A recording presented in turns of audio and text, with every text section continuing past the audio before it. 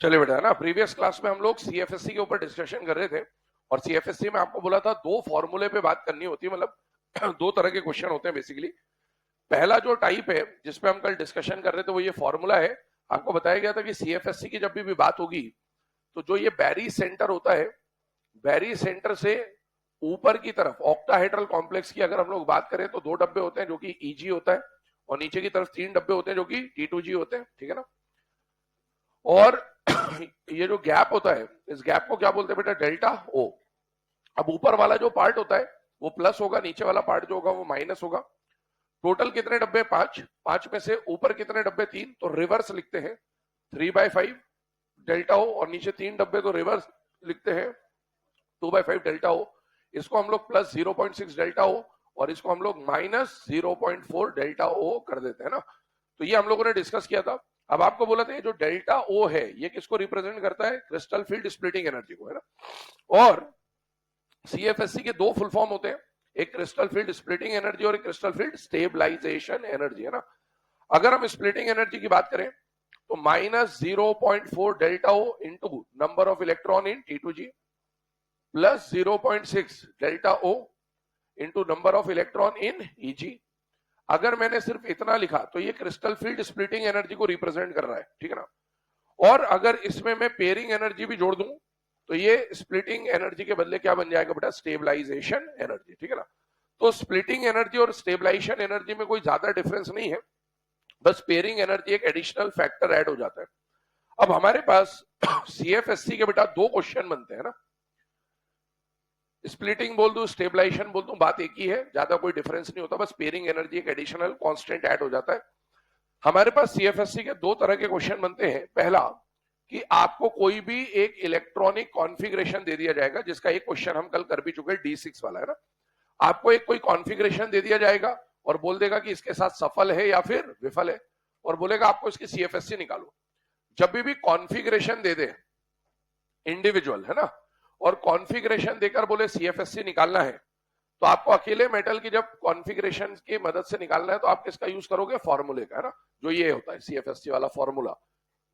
लेकिन एक और क्वेश्चन बनता है जहां पर एक मेटल की कॉन्फ़िगरेशन नहीं देता बल्कि 3 या 4 कॉम्प्लेक्स दे देता है आपको, और कॉम्प्लेक्स देकर बोलता है कि इनकी सीएफएससी कंपेयर करिए कि इन चारों में से किसकी सीएफएससी कम है, किसकी सीएफएससी ज्यादा है, किसका इंक्रीजिंग ऑर्डर क्या बनेगा, डिक्रीजिंग ऑर्डर क्या बनेगा।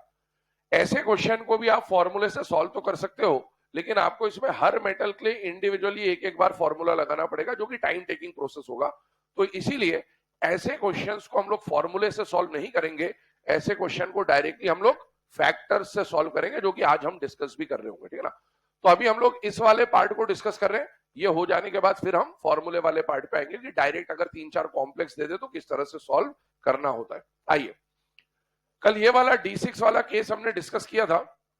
इसमें जो सीएफएससी की वैल्यू आई थी बेटा वो आई थी माइनस 2.4 डेल्टा ओ, और आपको न्यू पेयर और टोटल पेयर वाली कहानी बता दी थी, तो उसके हिसाब से ये minus 2.4 delta O plus 3p, है ना।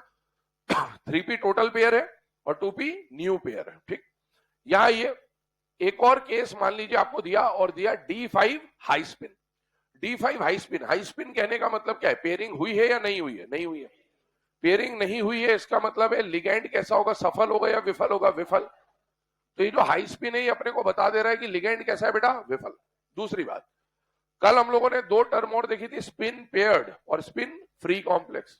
ये वाला बताइए स्पिन पेयर्ड होगा या स्पिन फ्री होगा? स्पिन फ्री, है ना, ध्यान रखिएगा। आगे बढ़ते हैं, D5 को हाई स्पिन के प्रेजेंस में फिल करें, WFL के प्रेजेंस में फिल करें। WFL में बताओ गैप ज्यादा होता है या कम होता है? कम होता है। तो 1 2 3 नीचे या ऊपर? ऊपर। 4 और 5। अब एक बात देखना, क्या T2G और EG सिमेट्रिकली भरे हैं या एसिमेट्रिकली भरे हैं? सिमेट्रिकली कहने का मतलब बराबर बराबर, है ना। जैसे अगर यहां खाली है तो यहां भी खाली हो, यहां एक भरे तो यहां भी एक भरे हो, यहां डबल है तो यहां भी डबल भरे हो, इसको क्या बोलते हैं? सिमेट्रिकली भरे। और अगर सिमेट्रिकली भरा है तो सीएफएससी 0 आएगा, पक्की बात है। क्या आएगा? क्यों? क्योंकि हमने याद करो 2/5 3/5 रिवर्स लिया था। वो रिवर्स लिया ही इसीलिए था कि जब भी सिमेट्रिकल भरा होगा आंसर क्या आ जाएगा? 0। अब सिमेट्रिकल भरने का मतलब समझिए, D0 अगर आया तो क्या सिमेट्रिकल भरा होगा? इमेजिन करो, D0 का मतलब सिमेट्रिकल होगा, यस। D5 WFL सिमेट्रिकल है या एसिमेट्रिकल है? अच्छा, D5 का अगर सफल आया तो कैसे भरेगा? 1 2 3 4 5, ये सिमेट्रिकल है या एसिमेट्रिकल है? एसिमेट्रिकल।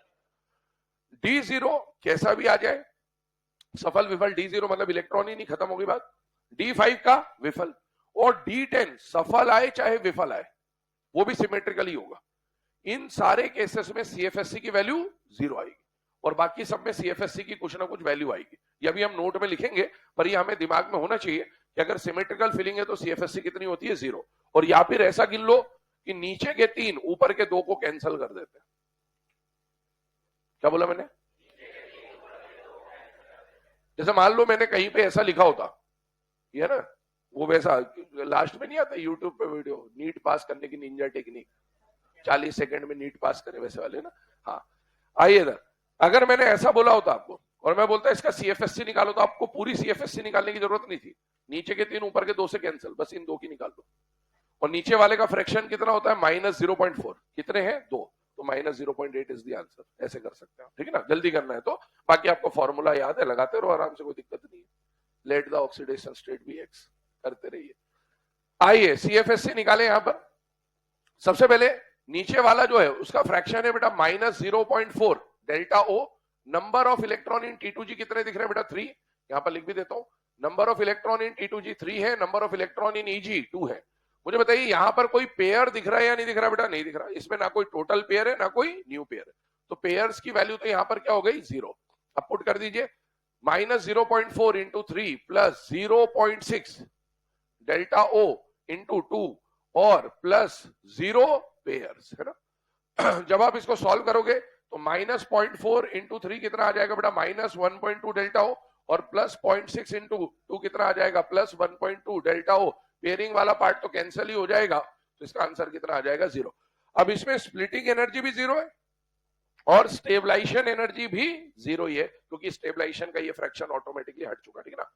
अब एक बात और समझिए, आपसे अगला क्वेश्चन इस पे, ये तो कैलकुलेशन का क्वेश्चन हो गया, वैल्यू पुट करोगे आएगा, है ना? इसमें ज्यादा कुछ दिमाग लगाने का नहीं है। अब एक क्वेश्चन आपसे पूछेगा कि बताओ D6 लो स्पिन और D5 हाई स्पिन में से कौन ज्यादा स्टेबल है, या किसकी CFSC ज्यादा है? बताइए। ये नेगेटिव है ना, सिर्फ साइन का, जैसे फिजिक्स में आप फोर्स की डायरेक्शन नेगेटिव से पता करते हो ना, ये नेगेटिव सिर्फ कन्वेंशन के लिए है। आपको मैग्नीट्यूड देखना, -2.4 को 2.4 ट्रीट करें, उसको 0 करें तो ज्यादा CFSC किसकी। एक और बात समझ लो, ये माइनस बस इतना बता रहा है कि ज्यादातर इलेक्ट्रॉन की फिलिंग बैरी सेंटर से नीचे हुई है, और अगर प्लस आता है तो इसका मतलब है ज्यादातर इलेक्ट्रॉन की फिलिंग बैरी सेंटर से ऊपर हुई। तो ये माइनस सिर्फ आपको साइन कन्वेंशन बताता है। जब भी पूछे दोनों में से किसकी CFSC ज्यादा है, तो आपको किसको देखना है बेटा?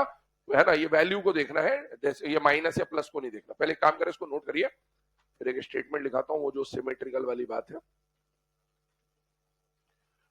तो कभी भी एक इंडिविजुअल कॉन्फ़िगरेशन दे दे और बोले CFSC निकालो, तो आप सीधे ये फॉर्मूला लगाइए, -0.4 delta O N-T2G plus 0.6 delta O N-EG। और अगर पेयरिंग एनर्जी का भी केस दे रखा है ऑप्शंस में, तो पेयरिंग एनर्जी भी निकाल लीजिए। 2 तरह से निकल सकती है, टोटल पेयर या फिर न्यू पेयर। टेट्राहेड्रल का फॉर्मूला इसका ठीक रिवर्स हो जाएगा, क्योंकि उसमें T2G ऊपर चला जाएगा, EG नीचे आ जाएगा। तो जो यहां पर प्लस है वो वहां माइनस हो जाएगा, जो यहां माइनस है वो वहां प्लस हो जाएगा।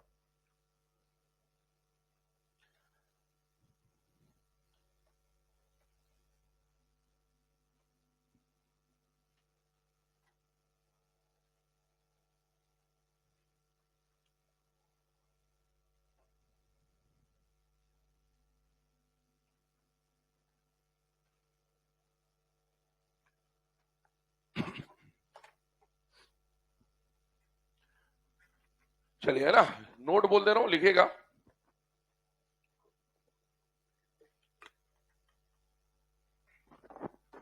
लिखेगा for D0 configuration, for D0 ऐसा लिख लो सिर्फ, फॉर D0 कॉमा, इधर देखिएगा, है ना, इस तरह से लिखना, फॉर D0 में कौन कौन आएगा बेटा? सफल आ जाए चाहे विफल आ जाए, है ना।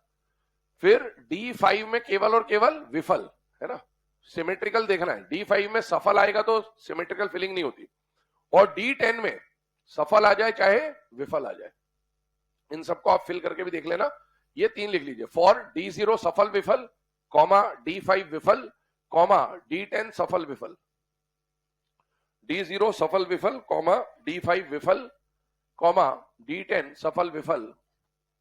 The value of crystal field splitting energy is 0. The value of crystal field splitting energy is 0. इन सबके लिए CFSC की वैल्यू जब आप कैलकुलेट करोगे तो इन सबके लिए CFSC की वैल्यू हमें क्या मिलने वाली है, 0 मिलने वाली है ना। ये अगर एज अ फैक्ट आप याद रख लोगे तो अच्छा है, नहीं तो आप कैलकुलेट फॉर्मूले से तो कर ही सकते हो, उसमें कोई दिक्कत नहीं है। लेकिन एग्जाम में क्या होता है, कई बार डायरेक्ट पूछता है कि किसकी CFSC 0 है, अपने को याद रहेगा तो टाइम बच जाता है और कुछ भी नहीं है। बाकी वही सिमेट्रिकल वाली कहानी है ना। अब आगे बढ़ते हैं अगले केस की तरफ। अभी तक हमने CFT में जो भी डिस्कशन किया that was related to octahedral complexes, लेकिन मैंने आपको शुरुआत में ही परसों के दिन बोला था कि इसमें टेट्राहेड्रल की भी बात हमें करनी होती है। और टेट्राहेड्रल की कहानी में जो लिगैंड का डायरेक्शन ऑफ अप्रोच होगा वो ऑन द एक्सिस होगा या इन बिटवीन द एक्सिस होगा, इन बिटवीन द एक्सिस। और जब वो इन बिटवीन द एक्सिस आएगा तो उन डी ऑर्बिटल्स की तरफ आएगा जो कि इन बिटवीन द एक्सिस वाले होते हैं, और इन बिटवीन द एक्सिस वाले डी ऑर्बिटल का सेट 3 का होता है, दैट इज T2G। और वो डब्बे कौन से होते हैं बेटा, DXY, DYZ, DZX। तो क्योंकि इस बार लिगैंड DXY, YZ, ZX के ज्यादा नजदीक आ रहा होता है तो इस बार उन पर रिपल्शन ज्यादा लगता है, और उन पर रिपल्शन ज्यादा लगता है तो 3 का सेट ऊपर चला जाता है और 2 का सेट नीचे चले जाता है। अगेन स्पीकिंग, सबसे ऊपर ये, उसके बाद ये, उसके बाद ये, और ये सबसे नीचे है। क्योंकि ये कहानी कब की है, जब मेटल आइसोलेटेड था। तो ये कहानी है इन एब्सेंस ऑफ लिगैंड वाली। और in the absence of ligand जो n-1 के डी ऑर्बिटल है वो डिजेनरेट होंगे। सुनते जाइए, समझते जाइए, स्टेटमेंट लिखाता हूं फिर। जैसे ही लिगैंड इसकी तरफ आया तो इसके इलेक्ट्रॉन और लिगैंड के इलेक्ट्रॉन में रिपल्शन हुआ, रिपल्शन की वजह से इसकी एनर्जी बढ़ गई।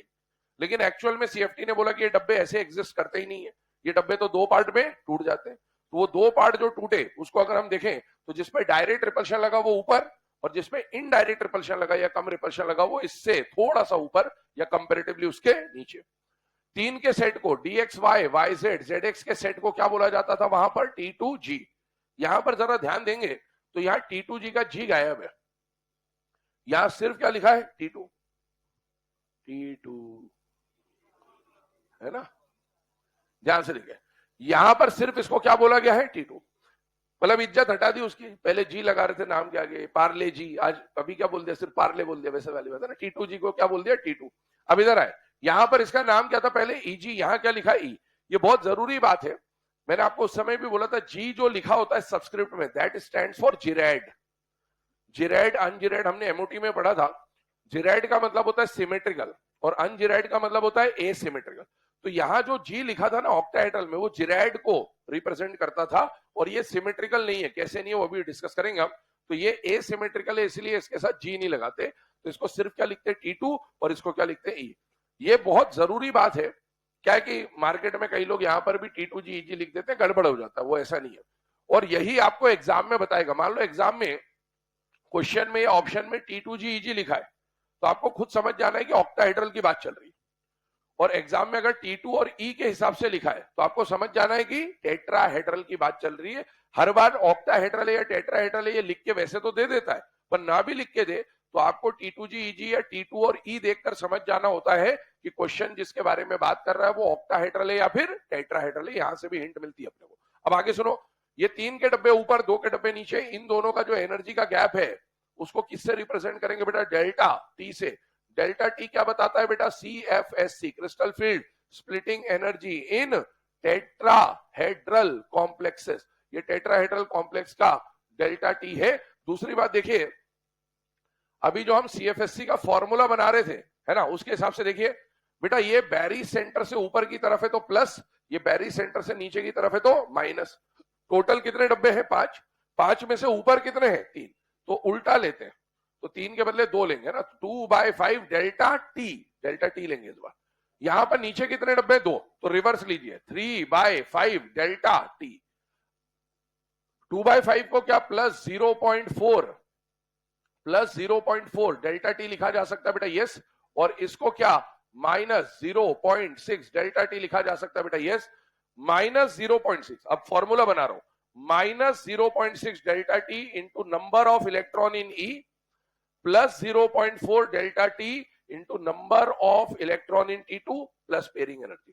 और ये आते ही क्या बन जाएगा बेटा, CFSC का फॉर्मूला बन जाएगा, जहां पर Ne क्या रिप्रेजेंट कर रहा है बेटा, number of electron in E set, T2 क्या रिप्रेजेंट कर रहा है बेटा, number of electron in T2 set, X वही है टोटल पेयर या न्यू पेयर है ना, जो हम लोग पहले पढ़ चुके हैं, और P का मतलब यहां पर क्या है बेटा, पेयरिंग एनर्जी। चलिए अब ये फॉर्मूला या ये जो डायग्राम है ये तो आपके सामने है, इसका स्टेटमेंट लिखवा दे रहा हूं आपको, लिखिएगा इन tetrahedral complexes, in tetrahedral complexes the direction of approach of ligands in tetrahedral complexes, the direction of approach of ligands is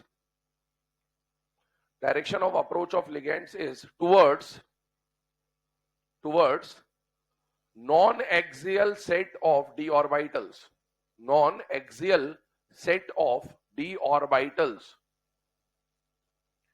non-axial set of d orbitals, bracket में लिखिएगा dxy dyz dzx, dxy dyz dzx, bracket close, that is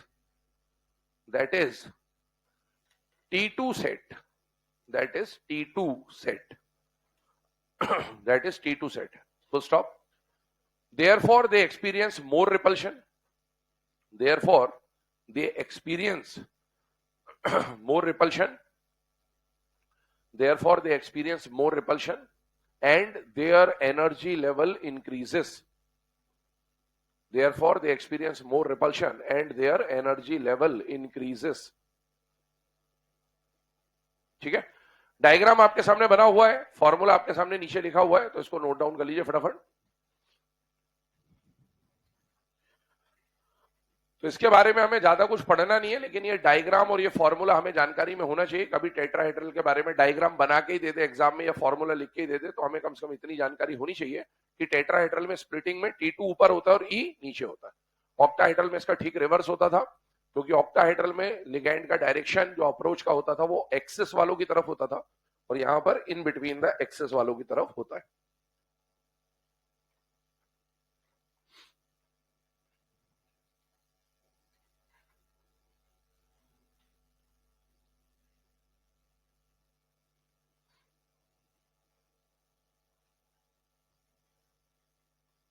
कल NCERT के pages भेजे थे, कुछ देख लिए थे सबने, पढ़ लेना है ना एक बार।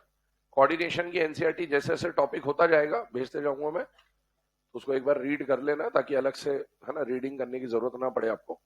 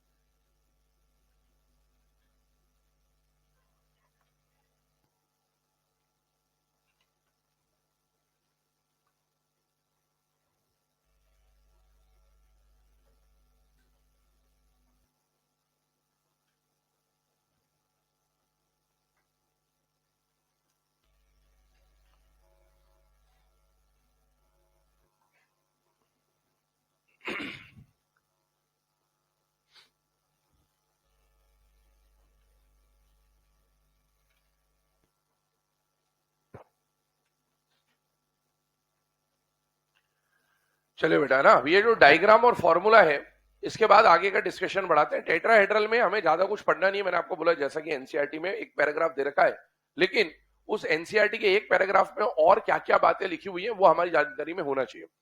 पहली बात मैंने आपको जो बोली यहाँ पर फोकस करने के लिए वो ये था कि ऑक्टाहेड्रल और इसमें जो सबसे बड़ा डिफरेंस है, उसमें T2G नीचे होता था, EG ऊपर होता था, इसमें उसका रिवर्स है। दूसरी बात, वहां पर अपन T2G लिखते थे, यहां पर अपन क्या लिख रहे हैं बेटा, T2 और E, है ना। तो अब इस पॉइंट के ऊपर आते हैं कि यहां पर T2 और E क्यों लिखा जा रहा है। तो मैंने आपको बोला था G जो लिख रहे थे वो क्या बताता था बेटा, जिरेड।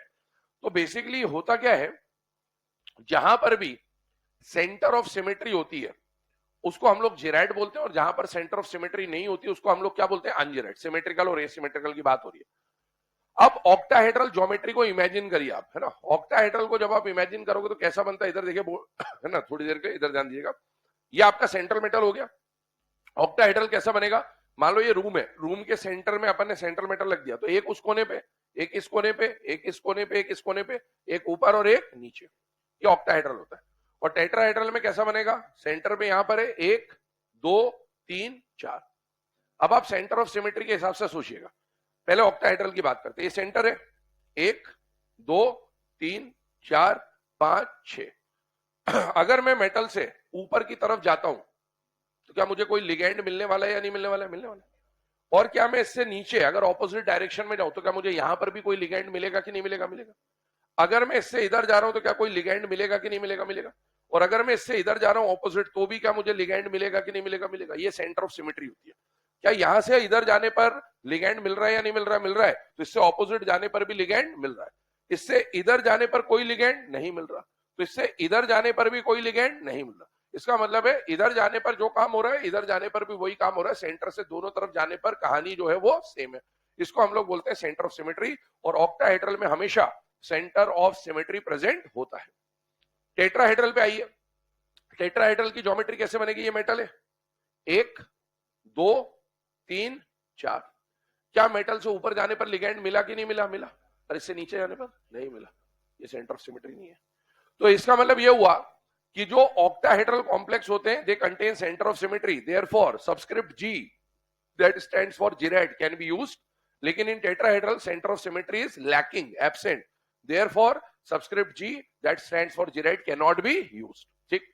दूसरी बात सुनिएगा, दूसरी बात ये आती है कि हम लोग अभी एक फॉर्मूला पढ़ेंगे। मैंने आपको बोला अभी थोड़ी देर पहले कि जब अपन T2G EG या ये जो CFSC की बात करेंगे इसमें इस तरह के क्वेश्चन भी आएंगे फैक्टर्स वाले।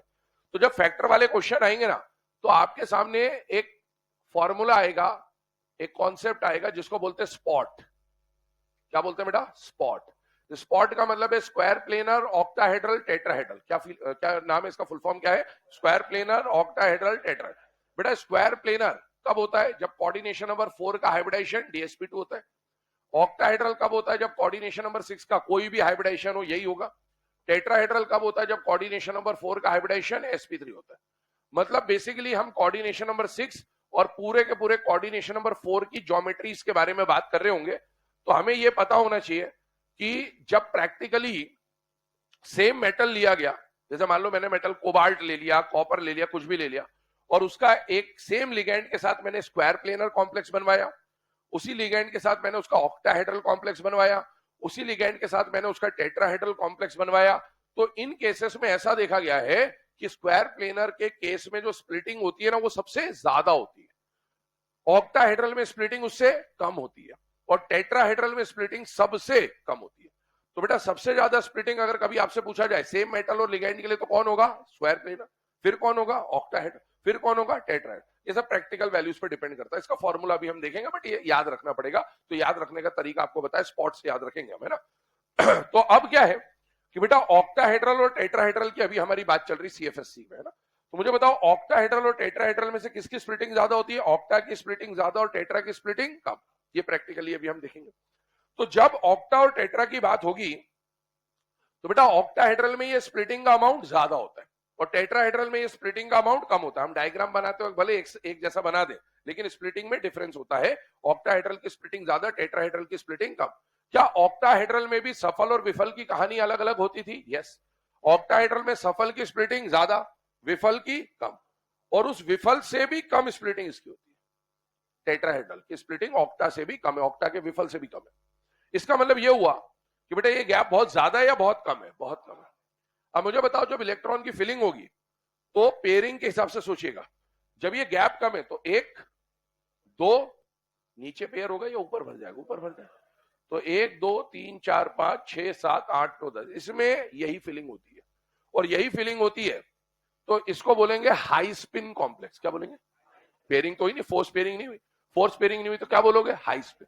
तो ये बात भी एनसीईआरटी लिखता है कि टेट्राहेड्रल कॉम्प्लेक्सेस में लो स्पिन कॉम्प्लेक्स रेयरली ऑब्जर्व होते हैं। क्या बोला मैंने? लो स्पिन कॉम्प्लेक्स रेयरली ऑब्जर्व होते हैं। रेयरली मतलब एक आध कोई एक्सेप्शनल केस हो तो हो, वरना इसके अंदर आपको मेनली हाई स्पिन कॉम्प्लेक्स मिलेंगे क्योंकि इसमें सिंगल फिलिंग पहले होगी, क्योंकि गैप कम है तो इसमें लो स्पिन बनने के चांसेस या प्रोबेबिलिटी बिल्कुल ना के बराबर होती है। ये सब बातें एनसीईआरटी में लिखी हुई है। आइए, ये पॉइंट्स आपके सामने हैं, वही पॉइंट है जो मैं अभी डिस्कस कर रहा था। पहला पॉइंट देखिएगा, for same metal and the same ligand the metal ligand distances settle. रख ले आराम से, उठा ले बॉटल आराम से। For the same metal and the same ligand and metal ligand distance, it can be shown that tetrahedral और octahedral में से tetrahedral की splitting कम है। कैसे पता चल रहा? 4/9। पक्का? 9/9 होता तो बराबर होता, उससे कम है। फ्रैक्शन वैक्शन आते हैं ना, part of a whole is known as fraction, है ना वैसा। तो ये 1 से कम है, मतलब 4/9 टाइम्स है, मतलब आधे से भी कम है बेसिकली, ऐसा मान लिया आप, है ना। आधा होता तो 4.5/9 होता, टेट्राहेड्रल का स्प्लिटिंग उससे भी कम है। दूसरी बात यहां देखिएगा, consequently the orbital splitting energies are not sufficiently large for forcing pairing, मतलब फोर्स पेयरिंग नहीं होती, है ना। And therefore low spin configuration are rarely observe. ये सब एनसीईआरटी की लाइन है as it is. The G subscript is used for the octahedral and square planar. Octahedral हमने पढ़ा, स्क्वायर प्लेनर भी इमेजिन कर लो। स्क्वायर प्लेनर में क्या सेंटर ऑफ सिमेट्री होगी या नहीं होगी? होगी। स्क्वायर प्लेनर ऑक्टाहेड्रल जैसे ही तो होगा, बस वो ऊपर के और नीचे के दो डंडे हट गए, खत्म बात है ना। तो square planar complexes which have centre of symmetry, centre of symmetry है तो जी सब्सक्रिप्ट का इस्तेमाल कर सकते हो। Since tetrahedral complexes lack symmetry, G subscript is not used with the energy levels. फटाफट इसको नोट करना चालू कर दे। दिख रहा है पीछे से आराम से? दिखेगा नहीं, पूछने पर नहीं दिखता। अभी इससे पहले वो बेरी सेंटर छोटा छोटा लिखा था, वो दिख जाए, ये नहीं दिखेगा। लेकिन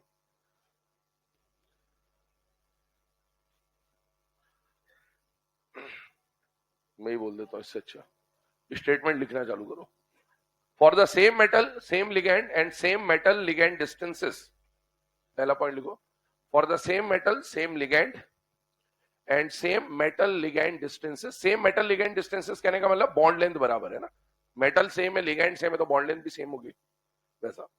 for same metal same ligand and same metal ligand distances, it can be shown that delta t is equal to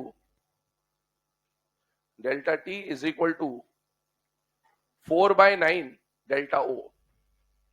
Delta t is equal to 4/9 delta O. Delta t is equal to 4/9 delta O. ठीक है। Second point लिखिएगा, consequently the orbital splitting energies are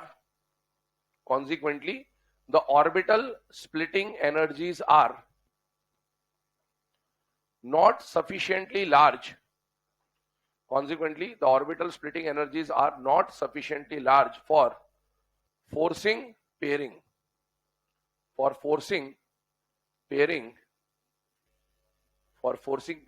and therefore low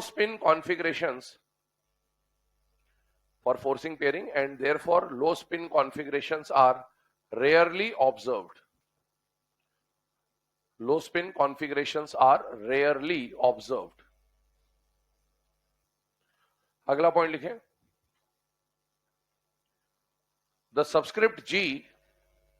the subscript G is used with octahedral and square planar complexes. The subscript G is used with octahedral and square planar complexes as they contain center of symmetry. As they contain center of symmetry. As they contain center of symmetry. Full stop. In tetrahedral complexes,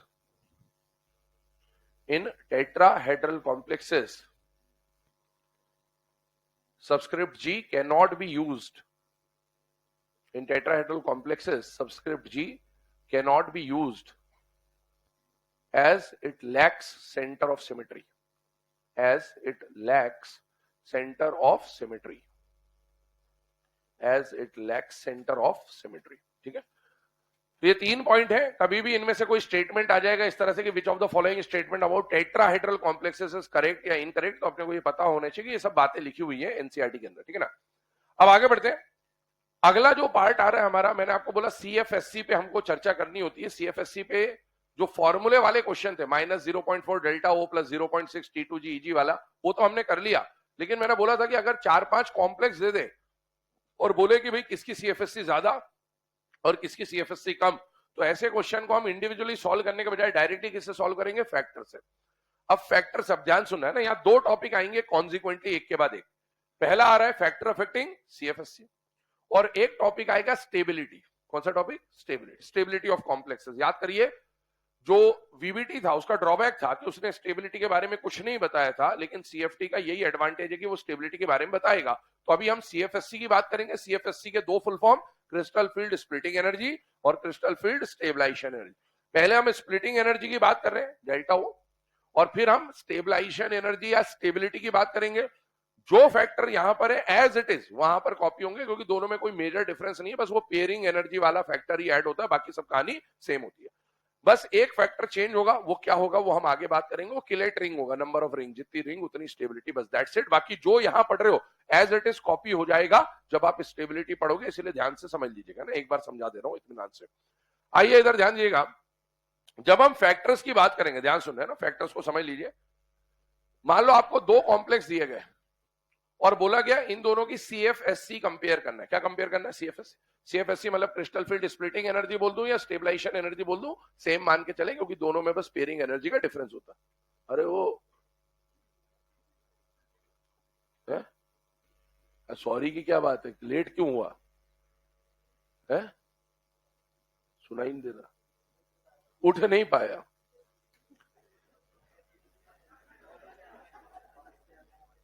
बैठ जा, चल बेटा. उठ नहीं पाया. बहुत संघर्ष है बेटा जीवन में.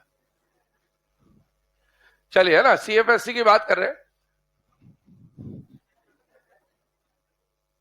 चलो सीएफएससी की बात करें तो सीएफएससी मान लो आपके पास 2 कॉम्प्लेक्स है. ठीक है ना. अब 2 कॉम्प्लेक्स है तो यहां पर कोई मेटल होगा, यहां पर कोई लिगैंड होगा. ध्यान से देखिएगा, यहां पर कोई मेटल होगा, यहां पर कोई लिगैंड होगा. इस डब्बे के ऊपर कुछ ना कुछ चार्ज होगा, इस डब्बे के ऊपर कुछ ना कुछ चार्ज होगा. ठीक, इस तरह के 2 कॉम्प्लेक्स बनेंगे. अब जब आप कंपेयर करने जाओगे तो क्या क्या फैक्टर्स आ सकते हैं उसको जरा ध्यान से समझिएगा कि क्या क्या फैक्टर्स देखने होते हैं. पहला फैक्टर जो आप चेक करोगे वो होता है हमेशा ज्योमेट्री. क्या चेक करोगे? ज्योमेट्री, है ना. हालांकि ज्योमेट्री उतना ज्यादा यूज में आएगा नहीं, पर पहला फैक्टर जो चेक करना होता है वो क्या होता है? ज्योमेट्री. ज्योमेट्री कहने का मतलब, मान लो इसका कोऑर्डिनेशन नंबर 6 है, इसका कोऑर्डिनेशन नंबर 4 है, तो कोऑर्डिनेशन नंबर 6 की ज्योमेट्री क्या बनेगी? ऑक्टाहेड्रल. कोऑर्डिनेशन नंबर 4 की स्क्वायर प्लेनर या टेट्राहेड्रल में से कुछ बनेगी. या फिर ये कोऑर्डिनेशन नंबर 4 है, ये कोऑर्डिनेशन नंबर 4 है, तो कोऑर्डिनेशन नंबर 4 होने पर भी एक स्क्वायर प्लेनर हो सकता है और एक टेट्राहेड्रल हो सकता है. तो अभी मैंने आपको स्पॉट वाला फैक्टर बताया था ये. तो अगर ज्योमेट्री अलग अलग है, मान लो एक ऑक्टाहेड्रल है और एक स्क्वायर प्लेनर है, तो आपको और कुछ चेक नहीं करना है, सिर्फ यहां से देखना है कि स्क्वायर प्लेनर और ऑक्टाहेड्रल में से प्रैक्टिकली किसकी सीएफएससी ज्यादा होती है? स्क्वायर प्लेनर की. मान लो इसमें से एक स्क्वायर प्लेनर है और एक टेट्राहेड्रल है, तो आप बोलोगे स्क्वायर प्लेनर और टेट्राहेड्रल में से कौन ज्यादा है? Square planar. मान लो एक ऑक्टाहेड्रल और एक टेट्राहेड्रल है, तो आप बोलोगे ऑक्टाहेड्रल की स्प्लिटिंग एनर्जी क्या होती है? ज्यादा. इस फैक्टर को, ये सबसे पहला फैक्टर होता है. लेकिन जनरली क्या होता है कि एग्जाम में आपको दो अलग अलग ज्योमेट्री वाला केस देता नहीं है, सेम ज्योमेट्री वाला केस देता है। क्या देता है? Same geometry. मान लो ये ऑक्टाहेड्रल है तो ये भी ऑक्टाहेड्रल है, और मेनली यही आएगा। तो इसीलिए ये फैक्टर ज्यादा यूज में आता नहीं है, लेकिन इसको हम लोग लास्ट में लिखेंगे। पर ये पहला फैक्टर ध्यान रखना, सबसे पहला फैक्टर क्या चेक करना होता है? स्पॉट फैक्टर या फिर ज्योमेट्री फैक्टर। अब सुनिए, मान लो ज्योमेट्री अलग अलग होती तो इससे सॉल्व हो जाता, लेकिन बाय चांस जो कि मैक्सिमम पॉसिबिलिटी रहती है एग्जाम की, उस पर बात करें तो बेटा आपको मान लीजिए दोनों कॉम्प्लेक्स दिए गए, दोनों की ज्योमेट्री आपने सबसे पहले चेक करा, इसकी ज्योमेट्री ऑक्टा और इसकी ज्योमेट्री भी ऑक्टा, दोनों की ज्योमेट्री सेम आ गई। अब ये फैक्टर काम में नहीं आएगा। तो अब अगर ये फैक्टर काम में नहीं आएगा तो और क्या फैक्टर काम में आएंगे, चेक करिएगा। अभी जो तीन फैक्टर मैं लिख रहा हूं इनका कोई सीक्वेंस नहीं है, ऐसा नहीं है कि ये पहले ही देखना है या ये बाद में देखना है, ये बाद में, वो आपको डब्बा देखकर डिसाइड करना पड़ेगा कि तीनों में से कौन सा फैक्टर लगेगा। तीनों में क्या क्या डिफरेंस आ सकता है? पहला, तीनों में डिफरेंस ये हो सकता है कि मेटल तो सेम हो लेकिन लिगेंड अलग अलग हो। तो एक हो सकता है टाइप ऑफ लिगेंड। क्या हो सकता है बेटे? Type of ligand. अच्छा मुझे बताइए, लिगेंड चेंज होने से डेल्टा ओ चेंज हो सकता है या नहीं हो सकता? सफल में, विफल में? क्या सफल विफल की थोड़ी बहुत कहानी हमें पता है? कार्बन, नाइट्रोजन, ऑक्सीजन, हेलोजन, इस तरह की बात है। तो मान लो एक जगह लिगेंड कार्बन डोनर है और एक जगह लिगेंड नाइट्रोजन डोनर है, तो आप क्या बोलोगे? कार्बन डोनर की CFSC ज्यादा, स्प्लिटिंग ज्यादा, और नाइट्रोजन डोनर की CFSC कम। ये आपको लिगेंड देखकर समझ में आएगा, डब्बा देखकर कि भाई क्या दिया हुआ है ना। दूसरा केस क्या हो सकता है? लिगेंड दोनों जगह सेम हो लेकिन मेटल दोनों जगह अलग हो। कुछ तो अलग होगा वरना तो डब्बे ही सेम हो जाएंगे ना। तो टाइप ऑफ मेटल, मेटल में आपको एक ही ग्रुप के मेटल देगा। क्या देगा? एक ही ग्रुप के मेटल। ग्रुप के मेटल मतलब 3D, 4D और 5D, ये मेटल देगा इस तरह से कि एक डब्बा 3D के मेटल का, एक डब्बा 4D के मेटल का और एक डब्बा 5D के मेटल का। मुझे बताइए, 3D के साथ सफल और विफल का लफड़ा होता है, लेकिन 4D के 5D के साथ दुनिया का हर लिगेंड सफल होता है। जहां पर सफल होगा वहां पर स्प्लिटिंग ज्यादा, और जहां पर सफल विफल का लफड़ा है वहां पर स्प्लिटिंग कम। तो इसका एक ऐसा ऑर्डर बनेगा, उस पर और अभी हम चर्चा करेंगे डिटेल में, ऐसा होगा। तीसरा केस, मान लो मेटल भी दोनों जगह सेम है और मान लो लिगेंड भी दोनों जगह सेम है। अब मेटल और लिगेंड सेम हो गए तो फिर अगर डब्बा अलग करना है तो चार्ज अलग होना चाहिए कि एक जगह मेटल का स्टेट +2 है, जैसे आयरन +2, और एक जगह मेटल का स्टेट +3 है। कुछ तो डिफरेंस होगा, तभी तो डब्बे अलग अलग होंगे। ऐसे केस में हम देखेंगे कि मेटल पे जितना ज्यादा पॉजिटिव चार्ज है उतना ज्यादा स्प्लिटिंग कराएगा। तो ये हमारे पास अलग अलग फैक्टर्स होंगे जिसको अभी हम डिस्कस कर रहे हैं। पहला फैक्टर हमेशा क्या देखेंगे? स्पॉट। फिर उसके बाद इन तीनों में से आपको डब्बा देख के डिसाइड करना पड़ेगा कि मेटल अलग है तो ये लग जाएगा, लिगेंड अलग है तो ये लग जाएगा, और मेटल और लिगेंड सेम है तो ऑब्वियसली मेटल का ऑक्सीडेशन स्टेट अलग होगा तो ये लग जाएगा। आइए इधर चेक करते हैं। पहला फैक्टर मैंने आपको बोला कौन सा काम में आएगा? ज्योमेट्री। लेकिन मैंने बोला ज्योमेट्री ज्यादा काम में नहीं आता तो इसको हम लिखेंगे लास्ट में, पर अप्लाई शुरू से करना है, ध्यान रखिएगा, है ना। आइए इधर चेक करिएगा। सपोज आपको एग्जाम में एक एग्जांपल दिया गया, CrCl6 4- CrH2O6 2+, CrNH3 6 2+ और CrCN6 4-। मान लो ये कॉम्प्लेक्स दिए गए और ये कॉम्प्लेक्स देकर आपसे बोला गया कि इनके CFSE का ऑर्डर आप निकालिए, है ना। इनके CFSE का ऑर्डर आप निकालिए। अब मुझे बताइए, यहां पर इन चारों का अगर ऑर्डर निकालना है तो सबसे पहला फैक्टर मुझे जो लगाना है वो होगा बेटा ज्योमेट्री। क्या लगाना है? ज्योमेट्री।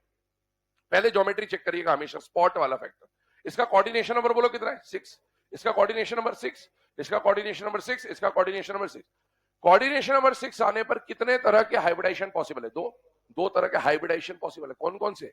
sp3d2 या, अच्छा अगर इनमें से कोई ना कोई sp3d2 होगा, कोई ना कोई d2 sp3 होगा।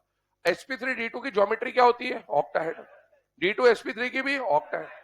इसका मतलब है मुझे इनमें हाइब्रिडाइजेशन निकालने की आवश्यकता नहीं है, मुझे तो सीधे ज्योमेट्री से मतलब है। ये भी ऑक्टा, ये भी ऑक्टा, ये भी ऑक्टा, ये भी ऑक्टा। मान लो एक ऑक्टा होता, एक टेट्रा होता, एक स्क्वायर प्लेनर होता तो स्पॉट लगा के सॉल्व कर देता और कुछ देखना ही नहीं था, लेकिन अभी सब ऑक्टाहेड्रल है। इधर देखिए, इसका कोऑर्डिनेशन नंबर बताओ कितना है? 3 और 3 6 है ना, पक्का? हाँ है ना, 2 जगह काटता तो 6। इसका कोऑर्डिनेशन नंबर 6। कोऑर्डिनेशन नंबर 6 मतलब ऑक्टा, कोऑर्डिनेशन नंबर 6 मतलब ऑक्टा। तो अभी ज्योमेट्री क्या है, सेम। अब अगर ज्योमेट्री सेम हो गई तो स्पॉट वाला फैक्टर काम में नहीं आएगा। अब आप डब्बों को देखो, डब्बों में metal metal metal metal same है। लिगेंड को देखो, ligand ligand ligand ligand same है अलग है, अलग। तो अपने को चमकना चाहिए कि ये लिगेंड से सॉल्व होगा। एक और चीज मैंने क्या बोली थी, चार्ज। डब्बे का चार्ज मत देखना, मेटल का चार्ज देखना, +2। मेटल का चार्ज सेम, डब्बे का मत देख लेना चार्ज, है ना। चार्ज किसका देखना है, मेटल का, ठीक है। अब आप देखो, मेटल सेम है, मेटल का चार्ज सेम है, लिगेंड अलग अलग है। तो मतलब ये क्वेश्चन किससे सॉल्व होगा, टाइप ऑफ लिगेंड से या स्ट्रेंथ ऑफ लिगेंड से।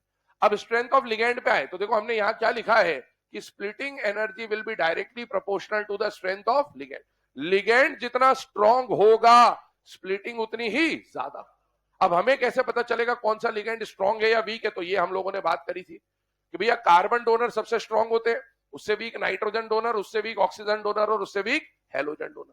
इसकी पूरी एक सीरीज आएगी, उस सीरीज का नाम होगा स्पेक्ट्रोकेमिकल सीरीज। सीरीज हम पढ़ेंगे, लेकिन हम अभी पूरी सीरीज के बिना ही चैप्टर खत्म करेंगे, ताकि लास्ट में आपको सीरीज अगर याद नहीं है तो भी आप कम से कम क्वेश्चन कर पाओ। अब क्वेश्चन सीरीज का ही आ जाए तो फिर सीरीज याद होनी चाहिए, वरना उस सीरीज के बिना पूरा चैप्टर हम खत्म करेंगे, ताकि हमें सीरीज नहीं भी याद है तो अपन कम से कम क्वेश्चन ना छोड़ के आए, ठीक है ना।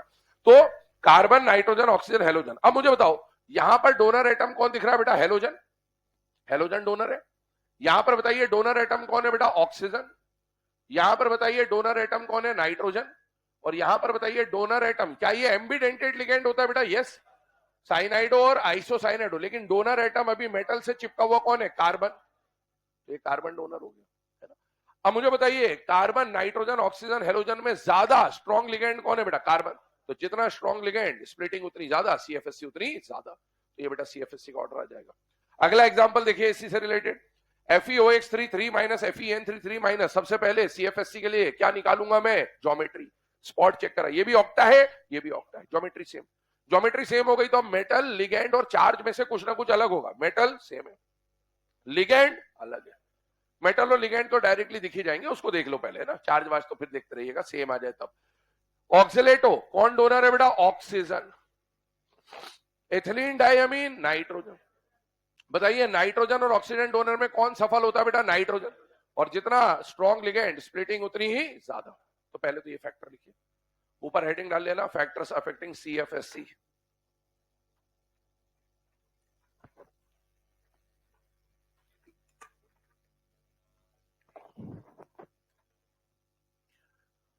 हाँ बेटा, वो एक्सेप्शन के साथ ही आएंगे।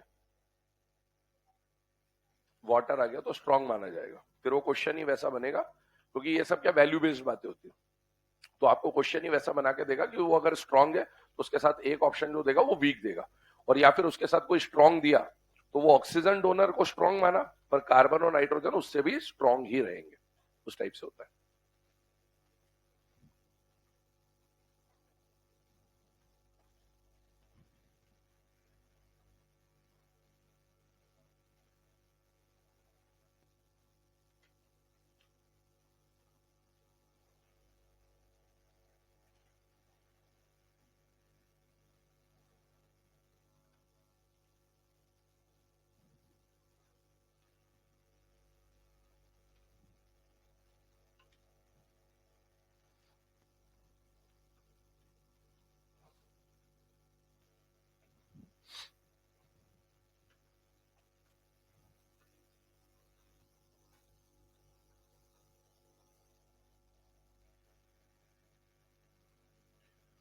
ध्यान रखिएगा, पहला फैक्टर हमेशा जो चेक करना वो कौन सा रहेगा बेटा, ज्योमेट्री, है ना। ये बात ध्यान रखिएगा, चाहो तो अपने तरीके से मेंशन भी कर लेना, हम लोग उसको लिखेंगे लास्ट में, लेकिन हमेशा पहले हम ज्योमेट्री जरूर चेक करेंगे। मेनली आपको ज्योमेट्री सेम ही देता है, इसलिए उसका यूज नहीं आता, बट माइंड में रखें कि पहले हमेशा ज्योमेट्री चेक करनी होती है। स्पॉट वाला फैक्टर पहले लगाइए, अगर स्पॉट के हिसाब से अलग अलग ज्योमेट्री आ रही है तो डायरेक्टली स्पॉट से सॉल्व हो जाएगा।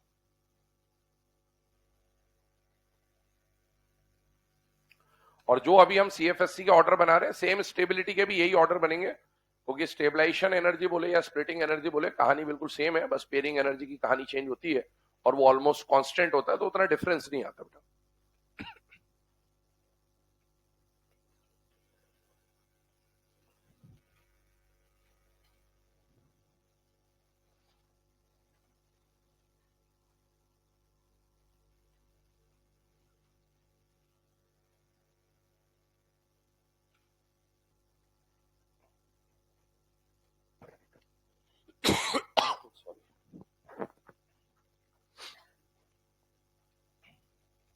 लिख लिया बेटा सबने? चलिए अब आते हैं सेकंड वाले फैक्टर पे। सेकंड वाले फैक्टर की बात करें तो आप देखिए सेकंड नंबर का जो फैक्टर लिखा है वो क्या है बेटा? Charge on CMI. Charge on CMI कहने का मतलब मैंने बोला था आपको या तो लिगैंड अलग होगा या मेटल अलग होगा या मेटल का चार्ज अलग होगा। तो अभी हमने लिगैंड अलग देख लिया, अब मेटल और चार्ज की बात है। पहले हम लोग चार्ज पढ़ रहे हैं, मैं फिर से बोल रहा हूं फैक्टर नंबर 1 2 3 का कोई सीक्वेंस नहीं है। आपको डब्बा देखकर डिसाइड करना पड़ेगा कि मेटल अलग है या लिगैंड अलग है या चार्ज अलग है, जो अलग हो उसके अकॉर्डिंगली सॉल्व कर लीजिए ना। पर पहला फैक्टर हमेशा क्या चेक करेंगे बेटा? Geometry, spot factor. अब देखो मान लो एग्जाम में ये दो क्वेश्चंस आपको दिए गए, ध्यान से देखिएगा, ये दो क्वेश्चन आपको दिए गए। पहला क्वेश्चन अगर आप देखें तो आपको बोला मान लो इसकी सीएफएससी कंपेयर करनी है, ठीक है। अब सीएफएससी कंपेयर करनी तो ध्यान से देखो, पहले हम लोग ज्योमेट्री चेक करेंगे। इसका कोऑर्डिनेशन नंबर 6, इसका कोऑर्डिनेशन नंबर भी 6, इसका कोऑर्डिनेशन नंबर 6, इसका कोऑर्डिनेशन नंबर भी 6। अगर कोऑर्डिनेशन नंबर 6 है तो ज्योमेट्री क्या बनेगी? ऑक्टा ऑक्टा ऑक्टा और ऑक्टा। तो अगर ज्योमेट्री सेम है तो स्पॉट वाला फैक्टर काम नहीं करेगा। अगर ज्योमेट्री अलग होती तो स्पॉट से सॉल्व कर देता, लेकिन ज्योमेट्री सेम है तो स्पॉट काम नहीं करेगा। और अगर स्पॉट काम नहीं करेगा तो या तो मेटल अलग होगा या लिगैंड अलग होगा या फिर चार्ज अलग होगा। मेटल देखो कौन है? कोबाल्ट। मेटल कौन है? कोबाल्ट, सेम है। निकल, निकल सेम है। लिगैंड देखो water water, chloride chloride, same है। मेटल भी सेम है, लिगैंड भी सेम है। अब मेटल सेम है, लिगैंड सेम है, तो फिर चार्ज तो अलग होगा, वरना तो फिर दोनों डब्बे ही सेम हो जाएंगे। चार्ज किसका देखना है? डब्बे का या मेटल का? मेटल का। ये बात विशेष ध्यान रखना, इसमें गड़बड़ी कर सकते हो आप। तो यहां पर देखो डब्बे पे कितना चार्ज आ रहा है? 2+। वाटर है, वाटर के ऊपर कोई चार्ज नहीं आएगा, तो एक्चुअल में यहां पर जो +2 है वो कोबाल्ट का ही है। यहां पर भी जो +3 है वो कोबाल्ट का ही है ना। स्टेट अब निकालनी आनी चाहिए अपने को इस लेवल पे। यहां पर आइए, निकल के ऊपर बताइए कितना चार्ज है? +2। और यहां पर निकल के ऊपर कितना चार्ज है? +4। तो चार्ज अलग अलग है। अब देखो हमने रिलेशन जो लिखा है, पहले रिलेशन के हिसाब से सॉल्व करते हैं, फिर समझते हैं कि ऐसा होता क्यों है। हमने क्या बोला? मेटल पे जितना ज्यादा चार्ज होगा उतना ही ज्यादा क्या होगा? स्प्लिटिंग। मतलब gap will be more when the charge on metal is more. अब देखो अगर अब हम इसके हिसाब से अभी सिर्फ सॉल्व कर दें तो बेटा +2 +3 में से जिसका चार्ज ज्यादा उसका सीएफएससी ज्यादा, जिसका चार्ज ज्यादा उसका सीएफएससी ज्यादा, ये फैक्टर ये बोलता है। लेकिन ऐसा हुआ क्यों कि मेटल का चार्ज ज्यादा होने से सीएफएससी ज्यादा हो गई? इसका कारण क्या है? तो आइए कारण समझते हैं। और ये कारण जरा ध्यान से समझना, क्योंकि अगला वाला फैक्टर भी इसी की तरह से सॉल्व होगा। एक जगह आपके पास कोबाल्ट +2 है, इसकी बात कर रहा हूं, और एक जगह आपके पास कोबाल्ट +3 है। वैसे तो कोबाल्ट +3 के साथ वाटर सफल की तरह काम करता है, तो ये विफल और सफल से भी सॉल्व हो जाता, लेकिन अपन दूसरा लॉजिक समझ लेते हैं जो चार्ज वाला है। Cobalt +2 cobalt +3। यहां पर लिगैंड कौन है बेटा? वाटर। यहां पर भी लिगैंड कौन है बेटा? वाटर। याद करो सीएफटी, सीएफटी के शुरुआत में हमने कुछ पॉस्टुलेट्स पढ़े थे। वो पॉस्टुलेट क्या बोलता था कि मेटल और लिगैंड के बीच का इंटरेक्शन कोऑर्डिनेट होगा या इलेक्ट्रोस्टैटिक होगा? इलेक्ट्रोस्टैटिक, आयनिक इंटरेक्शन होगा। मेटल का पॉजिटिव चार्ज, और ये डाइपोल है, पॉइंट डाइपोल, न्यूट्रल। याद आ रहा है कुछ ऐसा? चार्ज और पॉइंट डाइपोल, इनके बीच में इंटरेक्शन हो, ये प्लस ये माइनस, ये प्लस और ये माइनस, तो ये इसको अट्रैक्ट करेगा, क्योंकि प्लस माइनस के बीच में क्या होगा? अट्रैक्शन। इसने इसको अट्रैक्ट करा, यहां बुलाया, इसने इसको अट्रैक्ट करा, यहां बुलाया। लेकिन एक बात बताओ, इलेक्ट्रोस्टैटिक्स में जाओ, दोनों में से किसका चार्ज ज्यादा? इसका चार्ज ज्यादा, तो अट्रैक्शन भी ज्यादा। Force of attraction is directly proportional to Q1 Q2। तो अगर चार्ज ज्यादा तो अट्रैक्शन ज्यादा, चार्ज कम तो अट्रैक्शन कम। इसने भी वाटर को बुलाया, इसने भी वाटर को बुलाया, लेकिन दोनों में से वाटर को ज्यादा नजदीक किसने बुलाया? इसने। अब उसको छोड़ दो साइड में, खत्म। इसने ज्यादा नजदीक बुलाया, जितना नजदीक बुलाएगा क्या इसके इलेक्ट्रॉन और इसके इलेक्ट्रॉन उतने नजदीक आ जाएंगे? यस। और जब जब इलेक्ट्रॉन इलेक्ट्रॉन नजदीक आएंगे तो जितना नजदीक आएगा रिपल्शन भी उतना ही ज्यादा, और जितना ज्यादा रिपल्शन होगा बैरिज सेंटर से ईजी उतना ही ऊपर जाएगा, और बैरिज से ईजी जितना ऊपर जाएगा उसको बैलेंस करने के लिए T2G उतना ही नीचे आएगा। बैलेंस करना होता है दोनों को, और इसीलिए अगर ये ज्यादा ऊपर गया, ये ज्यादा नीचे गया, इसका मतलब है गैप जो है वो ज्यादा हो जाएगा, और उसी गैप को हम लोग क्या बोलते हैं बेटा? सीएफएससी। फिर से सुनिएगा, समझिएगा ध्यान से। आपके पास चार्ज जितना ज्यादा है मेटल का, वो लिगैंड को उतना ही नजदीक बुलाएगा, क्योंकि इलेक्ट्रोस्टैटिक इंटरेक्शन के हिसाब से प्लस माइनस जितना ज्यादा अट्रैक्शन होगा, अब अट्रैक्शन ज्यादा होने से लिगैंड उसके ज्यादा नजदीक आएगा। लेकिन लिगैंड ज्यादा नजदीक आते ही क्या होगा कि इसके इलेक्ट्रॉन और इसके इलेक्ट्रॉन क्योंकि ज्यादा पास आ गए, तो उन इलेक्ट्रॉन इलेक्ट्रॉन में रिपल्शन भी ज्यादा होगा। जब जब रिपल्शन होगा तब तब एनर्जी बढ़ जाती है। तो जो बैरिज सेंटर है उससे रिपल्शन की वजह से ईजी का एनर्जी बहुत ज्यादा बढ़ जाएगा, क्योंकि रिपल्शन ज्यादा लग रहा है। तो ईजी ज्यादा ऊपर जाएगा, उसको बैलेंस करने के लिए T2G उतना ही नीचे जाएगा, और ये जितना ऊपर जाएगा ये जितना नीचे जाएगा, गैप उतना बढ़ते जाएगा, और उसी गैप को हम लोग क्या बोलते हैं बेटा, डेल्टा ओ। ये कहानी होती है ना।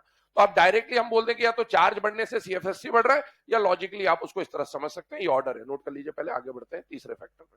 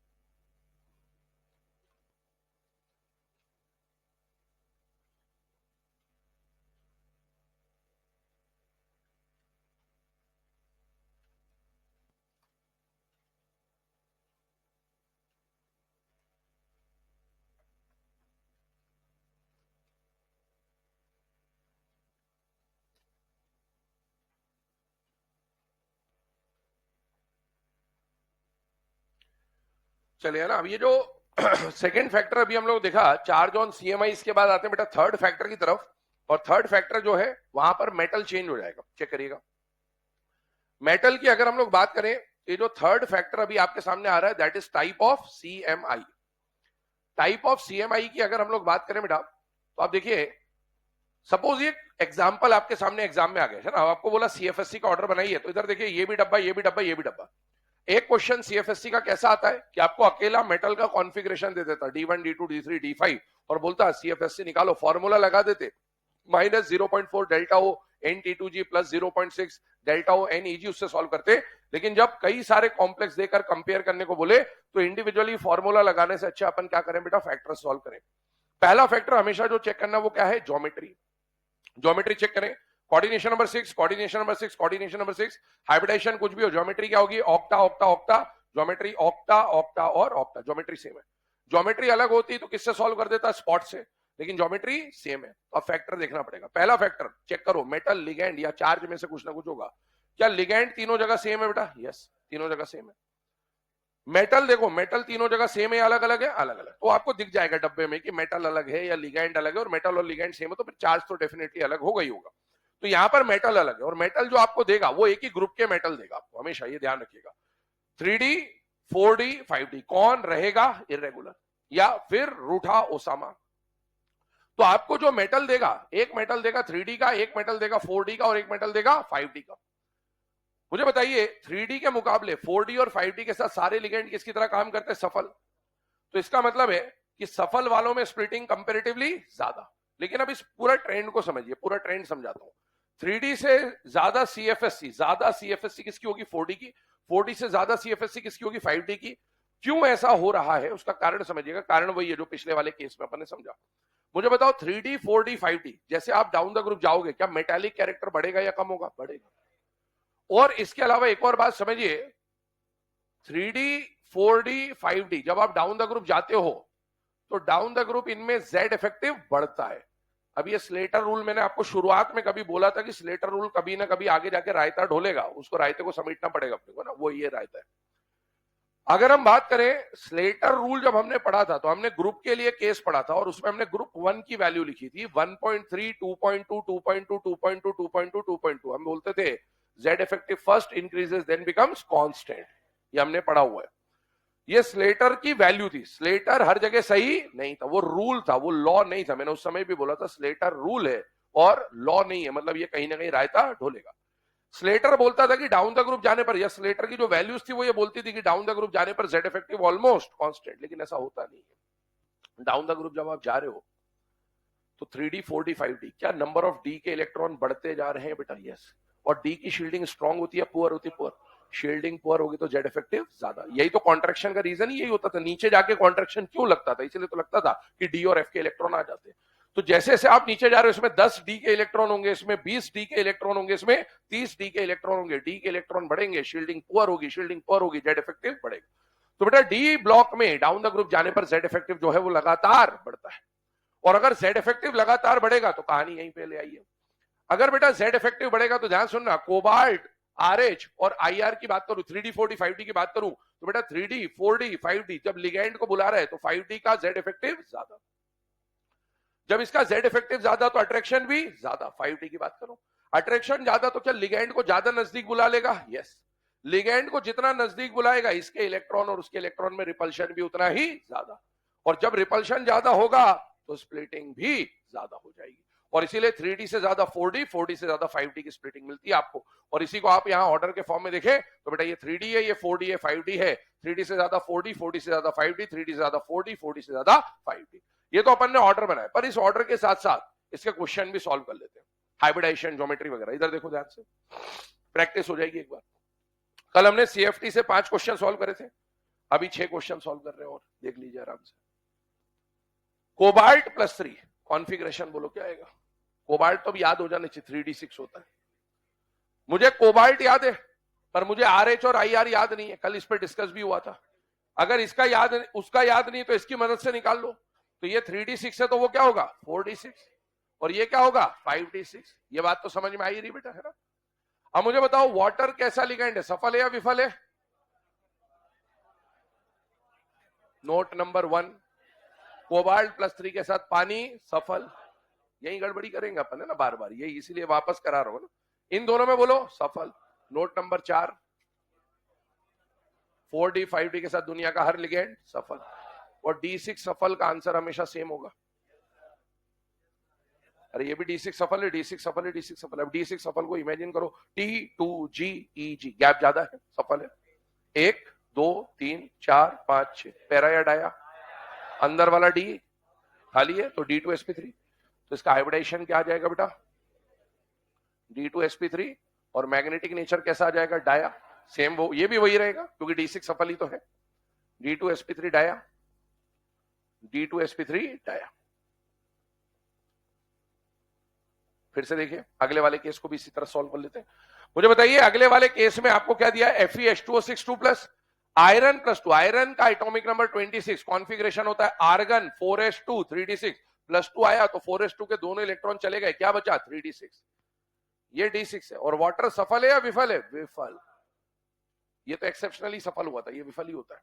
यहां पर बताइए Ru+2 और OS+2 भी सेम ग्रुप की कहानी है, तो 4d6, और यहां पर 4D 5D के साथ हर लिगेंड सफल। यहां पर आएगा 5d6, और यहां पर भी हो जाएगा सफल। अब चेक करिए, D6 सफल, D6 सफल, D6 सफल, D6 सफल, D6 सफल, इन पांचों के आंसर तो सेम है, D2sp3। एग्जाम में क्या ये छोटी छोटी बातें पता हो तो टाइम सेव हो जाता है ना, अपने को पता चल जाएगा कि D6 सफल है तो इनके तो आंसर सेम है, एक निकाल लिया तो बाकियों का आंसर भी वही होगा। लेकिन अब यहां पर आइए, D6 के साथ क्या है? विफल, और D6 विफल। क्या D4 से D7 में लिगेंड का फर्क पड़ता है कि नहीं पड़ता है? पड़ता है। तो सफल का कहानी अलग होगा, विफल का कहानी अलग होगा। अब याद करो वो जो टेबल बनाया था, D1 D2 D3 सफल विफल, ये D4 D5 D6 D7 सफल इधर और विफल इधर, ये विफल है। कौन सा हाइब्रिडेशन बनेगा? sp3d2। या तो सॉल्व कर लीजिए, T2GEG 6 इलेक्ट्रॉन भरने, 1 2 3 4 5 6, अंदर वाला ई अब काम में नहीं आ सकता। कितने अनपेड है? 4। पैरा या dia? Para. Hybridisation will be sp3d2 and magnetic nature will be paramagnetic. No doubt करिए इसमें।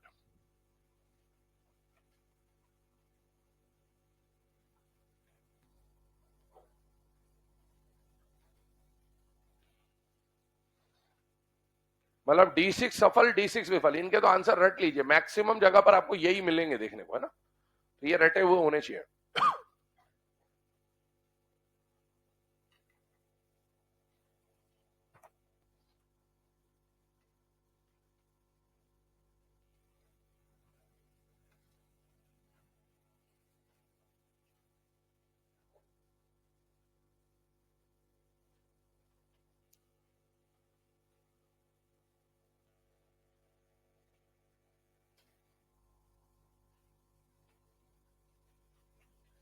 मॉड्यूल सॉल्व कर लिया है ना? जिसने नहीं भी किया हो आज भी जाके घर पे कर लेना सॉल्व, है ना? CFT तक के क्वेश्चन सॉल्व कर लीजिएगा।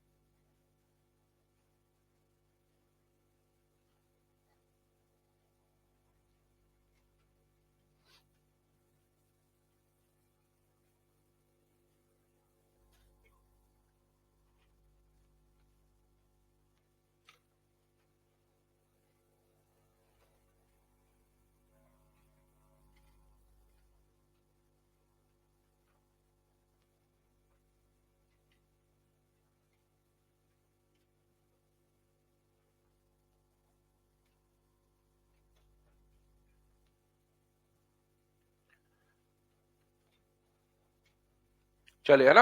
अब ये एग्जांपल्स को डिस्कस करने के बाद आगे बढ़ते हैं। लास्ट फैक्टर जो हम लिख रहे हैं, पर जो लास्ट फैक्टर है वो एक्चुअल में लास्ट नहीं, वो फर्स्ट फैक्टर है ना, ज्योमेट्री। बट मेनली आपको क्वेश्चन जो आता है उसमें इसका यूज नहीं आता, इसलिए हम इसको लास्ट में पढ़ रहे हैं, बट अप्लाई हमने शुरू से ही किया इसको। आइए बात करते हैं। लास्ट फैक्टर जो हम यहाँ पर पढ़ रहे हैं वो फैक्टर कौन सा बेटा? ज्योमेट्री। ज्योमेट्री कहने का मतलब मैंने आपको ऑलरेडी बताया, क्या बोल रहे हैं बेटा? स्पॉट, है ना। स्पॉट इसको याद करने का टेक्निक है। स्पॉट कहने का मतलब स्क्वायर, प्लेनर, ऑक्टाहेड्रल और टेट्राहेड्रल। और प्रैक्टिकली ये देखा गया है, यहाँ डेटा भी आएगा आपके सामने, बट सब प्रैक्टिकल वैल्यूज है तो याद ही करना है अपने को।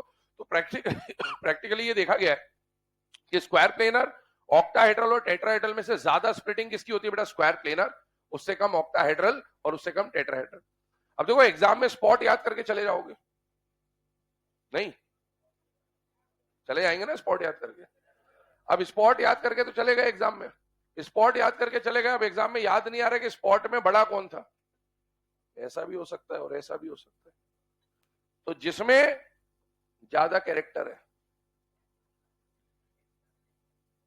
नहीं, जिसमें ज्यादा कैरेक्टर उसको ज्यादा कर देना है ना, याद रखने के लिए तरीका बता दिया। अब स्पॉट की बात करें तो स्पॉट वाले फैक्टर में हमने क्या बोला? स्क्वायर प्लेनर, ऑक्टाहेड्रल और टेट्राहेड्रल में से ज्यादा स्प्लिटिंग किसकी होगी बेटा? स्क्वायर प्लेनर की। ठीक, इसके बाद ऑक्टाहेड्रल, उसके बाद टेट्राहेड्रल। ये एनसीईआरटी के अंदर गिवन फॉर्मूले भी है, इस पे क्वेश्चन आ चुका है न्यूमेरिकल फॉर्म में, इसलिए फॉर्मूले याद होने चाहिए। देखा ये गया प्रैक्टिकली कि स्क्वायर प्लेनर और ऑक्टाहेड्रल में से स्क्वायर प्लेनर का सीएफएससी क्या है? ज्यादा। कितना ज्यादा? 4/3 टाइम्स ऑफ डेल्टा। 4/3 को अगर आप डेसिमल में लाओगे तो 1.33 हो जाएगा। मतलब अगर ऑक्टाहेड्रल 1 है तो ये 1.33 इंटू 1 ये कितना होगा? 1.33। मतलब ये 33% एक्स्ट्रा होता है हमेशा ज्यादा। इसी तरीके से ऑक्टा और टेट्रा में ज्यादा कौन है? ऑक्टा। तो ऑक्टा को रेफरेंस माना है यहां पर। स्क्वायर प्लेनर को भी ऑक्टाहेड्रल के टर्म्स में कैलकुलेट करा है और टेट्राहेड्रल को भी ऑक्टाहेड्रल के टर्म्स में कैलकुलेट करा है। ठीक, एक 4/3 और एक 4/9 है। ये 1 से ज्यादा है और ये 1 से कम है। इसका मतलब ये ज्यादा, ये कम, और इन दोनों में से ये कम और ये ज्यादा। ये ऑर्डर है 4/3, 4/9। अब आगे सुनिए, ये जो क्वेश्चन है इसके ऊपर न्यूमेरिकल क्वेश्चन बनता है, वो अभी हम देखेंगे, लेकिन इसके ऊपर बेस्ड है ना, जो फैक्टर वाला क्वेश्चन है पहले उसको देख लेते हैं। मान लीजिए आपको दिया गया NiCl4 NiCl6 2 - 4 - और आपको बोला CFSC कंपेयर करिए। CFSC का क्वेश्चन आते ही सबसे पहले क्या निकालेंगे बेटा? ज्योमेट्री। ज्योमेट्री जब आप निकाल रहे हो तो मुझे बताओ इसका कोऑर्डिनेशन नंबर कितना है? 4। इसका कोऑर्डिनेशन नंबर क्या है? 6। कोऑर्डिनेशन नंबर 6 क्या लगाओगे? CFT। VBT भी लगा सकते हो, CFT भी लगा सकते हो। हाइब्रिडाइजेशन कुछ भी आए उससे मुझे मतलब ही नहीं, टाइम वेस्ट नहीं करूंगा। ज्योमेट्री क्या है? ऑक्टाहेड्रल। पक्की बात है कोऑर्डिनेशन नंबर 6 की ज्योमेट्री ऑक्टा ही होगी। कोऑर्डिनेशन नंबर 4 आया, क्या लगाते हैं? VBT। इसके लिए तो CFT हम लगा भी नहीं सकते क्योंकि पूरा CFT हमने पढ़ा भी नहीं है कोऑर्डिनेशन नंबर 4 का। VBT लगाओ। अब इसका ज्योमेट्री क्या होगा? उसके लिए आपको क्या निकालना पड़ेगा? इसका हाइब्रिडाइजेशन, क्योंकि कोऑर्डिनेशन नंबर 4 की ज्योमेट्री तो टेट्राहेड्रल भी हो सकती है और स्क्वायर प्लेनर भी हो सकती है। मैंने आपको निकल के 3 कॉम्प्लेक्स स्टार मार्क कराए थे, बोला था सबसे ज्यादा बार पूछे जाते हैं, रटे हुए होने चाहिए, टाइम बचाना है तो मैक्सिमम वही मिलेंगे आपको। NiCl4 इसका हाइब्रिडाइजेशन sp3 होता है। क्या होता है? sp3। तो हम सॉल्व कर चुके हैं ऑलरेडी, आप चाहे तो चेक कर लीजिएगा। sp3 का मतलब ज्योमेट्री क्या हो जाएगी? टेट्राहेड्रल। अब मुझे बताओ ये ऑक्टाहेड्रल और ये टेट्राहेड्रल, तो इसका जो CFSC होगा उसको रिप्रेजेंट किससे करेंगे? डेल्टा O से। और इसका जो CFSC उसको रिप्रेजेंट किससे करेंगे? डेल्टा T से। और स्पॉट फैक्टर के हिसाब से बताइए ऑक्टाहेड्रल और टेट्राहेड्रल में से किसका CFSC ज्यादा? ऑक्टाहेड्रल का। इसका मतलब यहां पर CFSC का ऑर्डर ही आ जाएगा। सिमिलरली अगर हम लोग इधर बात करें, इसको भी देख लो एक बार, NiCN4 NiCN6। सबसे पहले देखिए यहां पर कोऑर्डिनेशन नंबर कितना है? 4। यहां पर कोऑर्डिनेशन नंबर कितना है? 6। कोऑर्डिनेशन नंबर 6 के लिए हम लोग CFT से सॉल्व कर लेंगे। हालांकि ज्योमेट्री सिंपल सी बात है, क्या आने वाली है? ऑक्टाहेड्रल। तो हमें हाइब्रिडाइजेशन निकालने की कोई आवश्यकता भी नहीं है। कोऑर्डिनेशन नंबर 4 VBT से सॉल्व होगा। इसका हाइब्रिडाइजेशन निकालोगे, इसका हाइब्रिडाइजेशन हम लोग ऑलरेडी पढ़ चुके, क्या आएगा? DsP2। और DsP2 की ज्योमेट्री कैसी आ जाएगी बेटा? Square planar. तो एक तो आ गया डेल्टा SP स्क्वायर प्लेनर और एक आ गया डेल्टा O ऑक्टाहेड्रल। बताइए स्क्वायर प्लेनर और ऑक्टाहेड्रल में से किसकी CFSC ज्यादा? Square planar. दूसरी बात सुनना, अभी तो आपने 4 और 6 को कंपेयर करा तो आपको समझ में आ गया कि हाइब्रिडाइजेशन निकालना। मान लो 4 और 4 दे देता, क्या देता? 4 ये यहां दे देता। अब आपको जल्दबाजी में क्या होता है कि कोऑर्डिनेशन नंबर 6 की ज्योमेट्री तो सेम होती है पर 4 की ज्योमेट्री सेम, तो उसमें ऐसा मत कर देना कि मेटल देख लो फिर लिगेंड देख लो, लिगेंड देख के टिक कर दो। पहले क्या चेक करना है? ज्योमेट्री। और ज्योमेट्री चेक करोगे तो वो क्या निकलेगा, स्क्वायर प्लेनर। ये क्या निकलेगा, टेट्राहेड्रल। स्क्वायर प्लेनर और टेट्राहेड्रल में ज्यादा कौन होगा, स्क्वायर प्लेनर। ऐसे भी कर सकते हैं। चलिए आइए पहले इसको नोट करिए, इसमें फिर न्यूमेरिकल देखते हैं इस फॉर्मूले के ऊपर बेस्ड।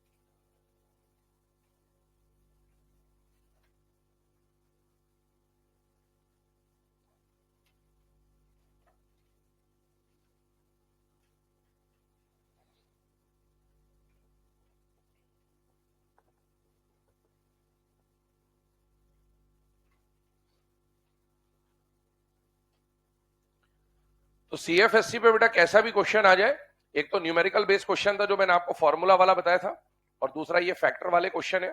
फैक्टर वाले क्वेश्चन जब भी आए पहले हमेशा ज्योमेट्री चेक कर लीजिए। ज्योमेट्री अलग अलग है तो स्पॉट से सॉल्व हो जाएगा, और अगर ज्योमेट्री सेम आ जाती है, मेनली ऑक्टाहेड्रल आपको मिलेगा, तो फिर आपको सेंट्रल मेटल या लिगैंड या फिर चार्ज से सॉल्व करना होगा। लिगैंड जितना स्ट्रांग होगा सीएफएससी उतनी ज्यादा मेटल 3D 4D 5D में 3D से ज्यादा 4D 4D से ज्यादा 5D की सीएफएससी होगी। और अगर चार्ज बढ़ेगा तो जितना ज्यादा पॉजिटिव चार्ज होगा मेटल के ऊपर उतना ही ज्यादा सीएफएससी या स्प्लिटिंग होगा। और ये सारी बातें जो अभी हमने सीएफएससी में करी स्प्लिटिंग एनर्जी में, ये एज इट इज स्टेबिलिटी में भी एप्लीकेबल हो जाएगी। तो स्टेबिलिटी में हम लोग यही है ना, सारे कॉम्प्लेक्सेस वगैरह ये सारे टाइप देख रहे होंगे, तो वहां पर अब इन पे डिस्कशन नहीं करेंगे ज्यादा, क्योंकि यही सारे factor as it is repeat हो जाएंगे।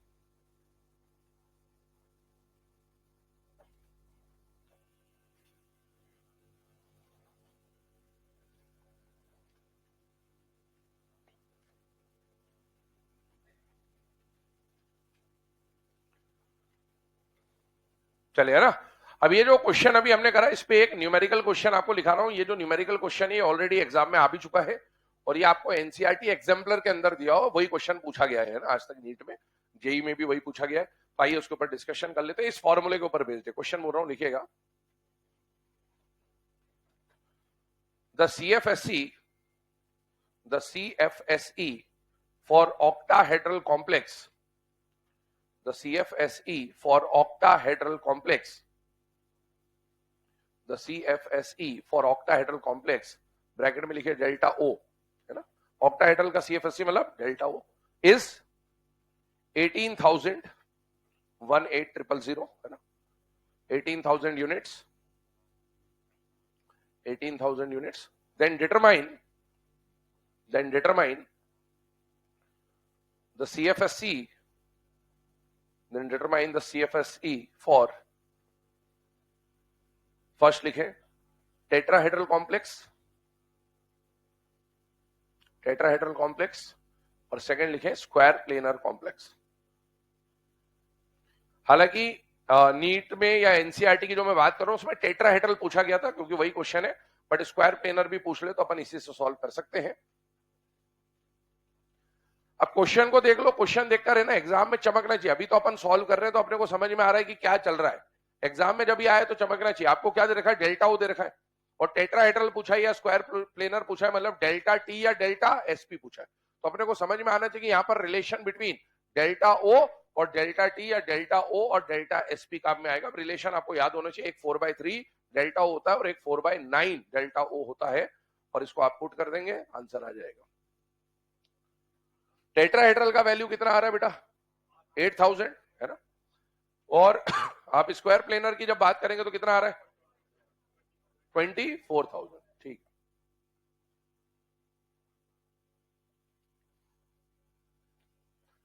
तो ये इसको सॉल्व करने का जो तरीका वो अपन ने देख लिया। अब आगे बढ़ते हैं। ये सारी चीजें समझने के बाद सीएफएससी के बाद अगले फैक्टर के ऊपर आते हैं, और अगला फैक्टर जो हमें पढ़ना वो क्या है बेटा, स्टेबिलिटी ऑफ कॉम्प्लेक्स। आइए इधर ध्यान दीजिएगा, मैंने आपको बोला जो हमने स्प्लिटिंग एनर्जी में पढ़ा है वैसा ही फैक्टर हमको किसमें मिलेगा बेटा, स्टेबिलिटी में। स्टेबिलिटी में भी वही फैक्टर्स आएंगे, वही एग्जांपल्स आएंगे, लेकिन पहले आइए स्टेबिलिटी के बारे में थोड़ा डिटेल में चर्चा कर लेते हैं। क्या है स्टेबिलिटी ऑफ कॉम्प्लेक्स, चेक करिएगा। इस पर भी दो तरह के क्वेश्चन बनते हैं, एक तो फॉर्मूला बेस्ड है ना जो कि होता है, और एक होता है फैक्टर बेस्ड। पहले फॉर्मूला बेस्ड बात करता हूं। सबसे पहले स्टेबिलिटी ऑफ कॉम्प्लेक्स क्या रिप्रेजेंट कर रहा है वो आपको बता ही देता हूं, यहां पर चेक करिएगा। जैसे मान लीजिए आपके पास कोई मेटल है और मान लीजिए आपके पास कोई लिगेंड है। लिगेंड कितने भी हो सकते हैं, वो मेटल के कोऑर्डिनेशन नंबर पे डिपेंड करेगा कि मेटल को खुद को कितनी जगह कटवाना है, उतने लिगेंड से वो रिएक्ट करेगा। और जब ये दोनों रिएक्ट करेंगे तो ये क्या करेंगे बेटा, एक कॉम्प्लेक्स का फॉर्मेशन कर लेंगे इस तरह से। कॉम्प्लेक्स पे कुछ चार्ज वार्ज होगा, उससे अपने को ज्यादा कोई मतलब यहां पर है नहीं। अब देखो ये रिएक्शन अगर इधर जा रही है तो बेटा यहां से यहां जाने का जो हाफ साइड रिएक्शन है, हाफ रिएक्शन उसकी बात करूं मैं, फॉरवर्ड रिएक्शन की बात करूं मैं, तो इसका मान लो हमने जो फॉर्मेशन कांस्टेंट है उसको क्या लिख दिया, के एफ। फॉर्मेशन कांस्टेंट, मेटल और लिगेंड मिलके कॉम्प्लेक्स बना रहे तो इसके फॉर्मेशन के कांस्टेंट को आपने क्या बोल दिया, के एफ। और अगर आप इधर से इधर आओगे तो आप क्या बोलोगे, कॉम्प्लेक्स बन रहा है या डिसोसिएट हो रहा है, डिसोसिएट, तो इसे हम लोग बोल देंगे के D, that is dissociation constant. ठीक है, दो चीजें चल रही है।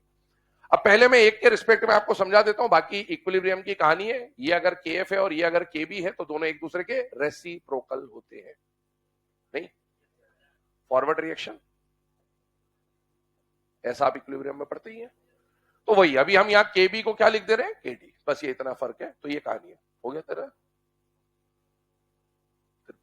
क्या हो गया, बहुत खुश दिख रहा है?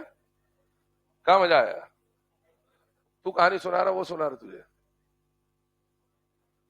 मोबाइल देख रहा है ना, मोबाइल चला रहा है,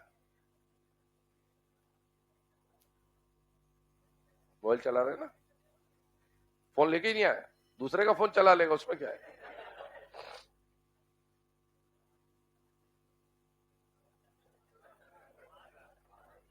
क्या हुआ, कुछ नहीं, पक्का कुछ तो है।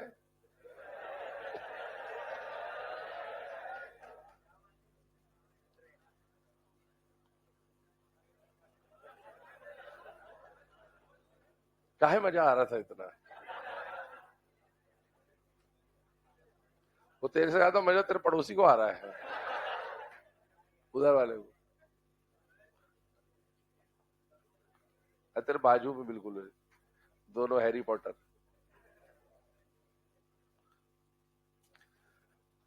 चलिए यहां पर अगर हम लोग बात करें तो मेटल है, लिगेंड है, और मेटल और लिगेंड मिलके किसका फॉर्मेशन कर रहे हैं, कॉम्प्लेक्स का। अब देखो ये कॉम्प्लेक्स का जो फॉर्मेशन है इसको हम लोग फॉरवर्ड रिएक्शन को मान लीजिए क्या लिख देते हैं बेटा, के एफ है ना, फॉर्मेशन कांस्टेंट है, यहां पर फॉरवर्ड रिएक्शन नहीं बोलेंगे इसको, फॉर्मेशन कांस्टेंट बोलेंगे। अब ध्यान सुनना, हम लोग हमेशा ये पढ़ते हैं कि रिएक्शन हमेशा लेस स्टेबल से मोर स्टेबल डायरेक्शन में जाना चाहता है ना।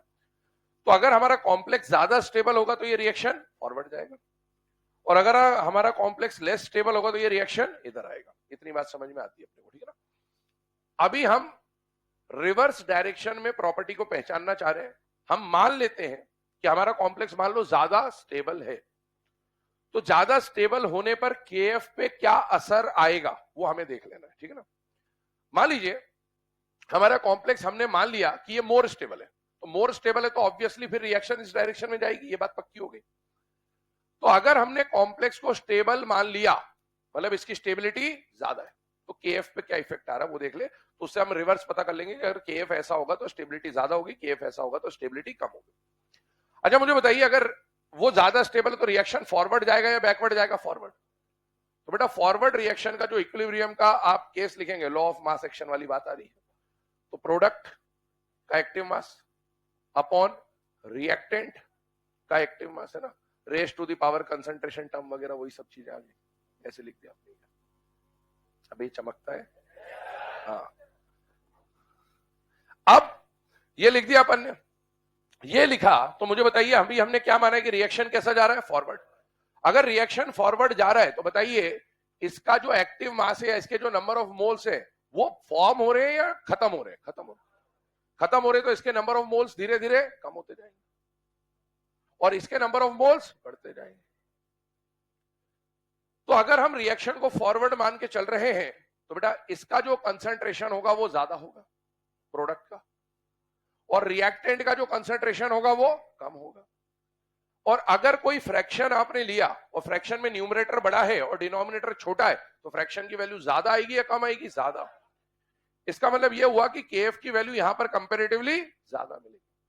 तो अब इसको रिवर्स देखिए कि अगर कभी केएफ की वैल्यू ज्यादा है, इसका मतलब हम ये बोल सकते हैं कि कॉम्प्लेक्स की स्टेबिलिटी भी ज्यादा है, क्योंकि केएफ तभी ज्यादा होगा जब कॉम्प्लेक्स का फॉर्मेशन ज्यादा होगा, और कॉम्प्लेक्स का फॉर्मेशन ज्यादा कब होगा? जब कॉम्प्लेक्स कंपेरेटिवली ज्यादा स्टेबल होगा। तो ये हमको एक कहानी यहां पर समझ में आती है कि अगर किसी कॉम्प्लेक्स का केएफ ज्यादा तो उसकी स्टेबिलिटी भी ज्यादा। इसको आप लॉजिकल भी सोच लीजिए, फॉर्मेशन कांस्टेंट ज्यादा होने का मतलब फॉर्म होना चाह रहा है, और कॉम्प्लेक्स फॉर्म होना कब चाहेगा? जब कॉम्प्लेक्स की स्टेबिलिटी ज्यादा हो। और मान लो केएफ के मुकाबले डिसोसिएशन कांस्टेंट ज्यादा हो, फॉर्मेशन के मुकाबले डिसोसिएशन कांस्टेंट ज्यादा हो, इसका मतलब वो फॉर्म होना चाहेगा या डिसोसिएट होना चाहेगा? डिसोसिएट। और डिसोसिएट कब होना चाहेगा? जब स्टेबल होगा या अनस्टेबल होगा? अनस्टेबल।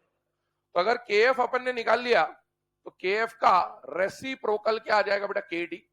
इसका मतलब फॉर्मेशन और डिसोसिएशन एक दूसरे के रेसिप्रोकल होंगे, एक ज्यादा तो दूसरा कम, दूसरा ज्यादा तो एक कम, इस तरह से कहानी चलेगी। आइए इधर देखिएगा इस वाले केस को। यहां पर आपके सामने वही बात लिखी हुई है, मेटल है, एक्स नंबर ऑफ लिगेंड्स है, दोनों ने मिलकर कॉम्प्लेक्स बना लिया MlX। जब आप रिएक्शन को फॉरवर्ड ले जा रहे हैं तो बेटा प्रोडक्ट का कंसंट्रेशन, रिएक्टेंट का concentration, raise to the power concentration term. अब ये जो फॉर्मूला है, अगर हम मान ले कि केएफ ज्यादा है, क्या मान ले बेटा? केएफ ज्यादा है, तो केएफ ज्यादा कब होगा? जब इसकी वैल्यू ज्यादा होगी और इसकी वैल्यू कम होगी। और इसकी वैल्यू ज्यादा कब होगी? जब इसका फॉर्मेशन ज्यादा होगा, और इसका फॉर्मेशन ज्यादा होगा, इसका मतलब सीधे सीधे हम ये बोलेंगे कि स्टेबिलिटी ऑफ कॉम्प्लेक्स भी ज्यादा। तो केएफ और स्टेबिलिटी का जो आपस में रिलेशन है वो क्या है कि किसी भी कॉम्प्लेक्स का केएफ जितना ज्यादा होगा उतना ही ज्यादा स्टेबल होगा।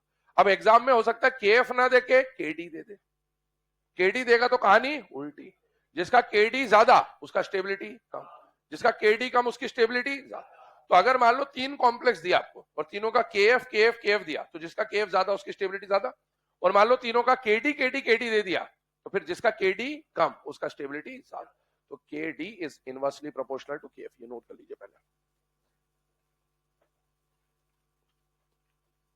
तो इस पर डायरेक्टली न्यूमेरिकल टाइप का क्वेश्चन बनेगा, 3-4 कॉम्प्लेक्स आपको देता है एग्जाम में, और उन सबके केएफ या केडी की वैल्यू आपको दे देगा, और वैल्यू देकर बोलेगा कि बताओ इनमें से मैक्सिमम स्टेबिलिटी किसकी है, लीस्ट स्टेबिलिटी किसकी है। तो अपन सीधे सीधे बस केएफ का वैल्यू देख लेते हैं, और जिसका केएफ का वैल्यू ज्यादा उसकी स्टेबिलिटी ज्यादा।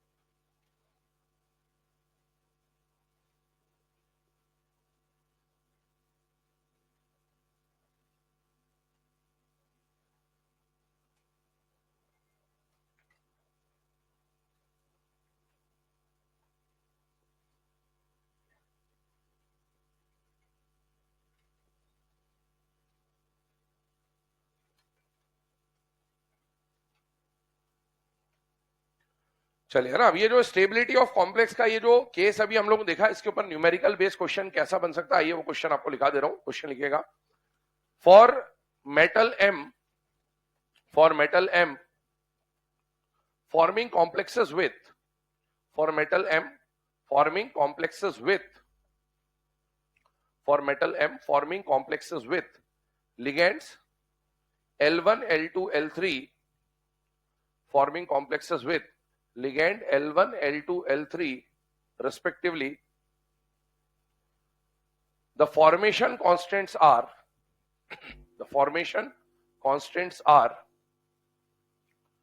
10 to the power 5,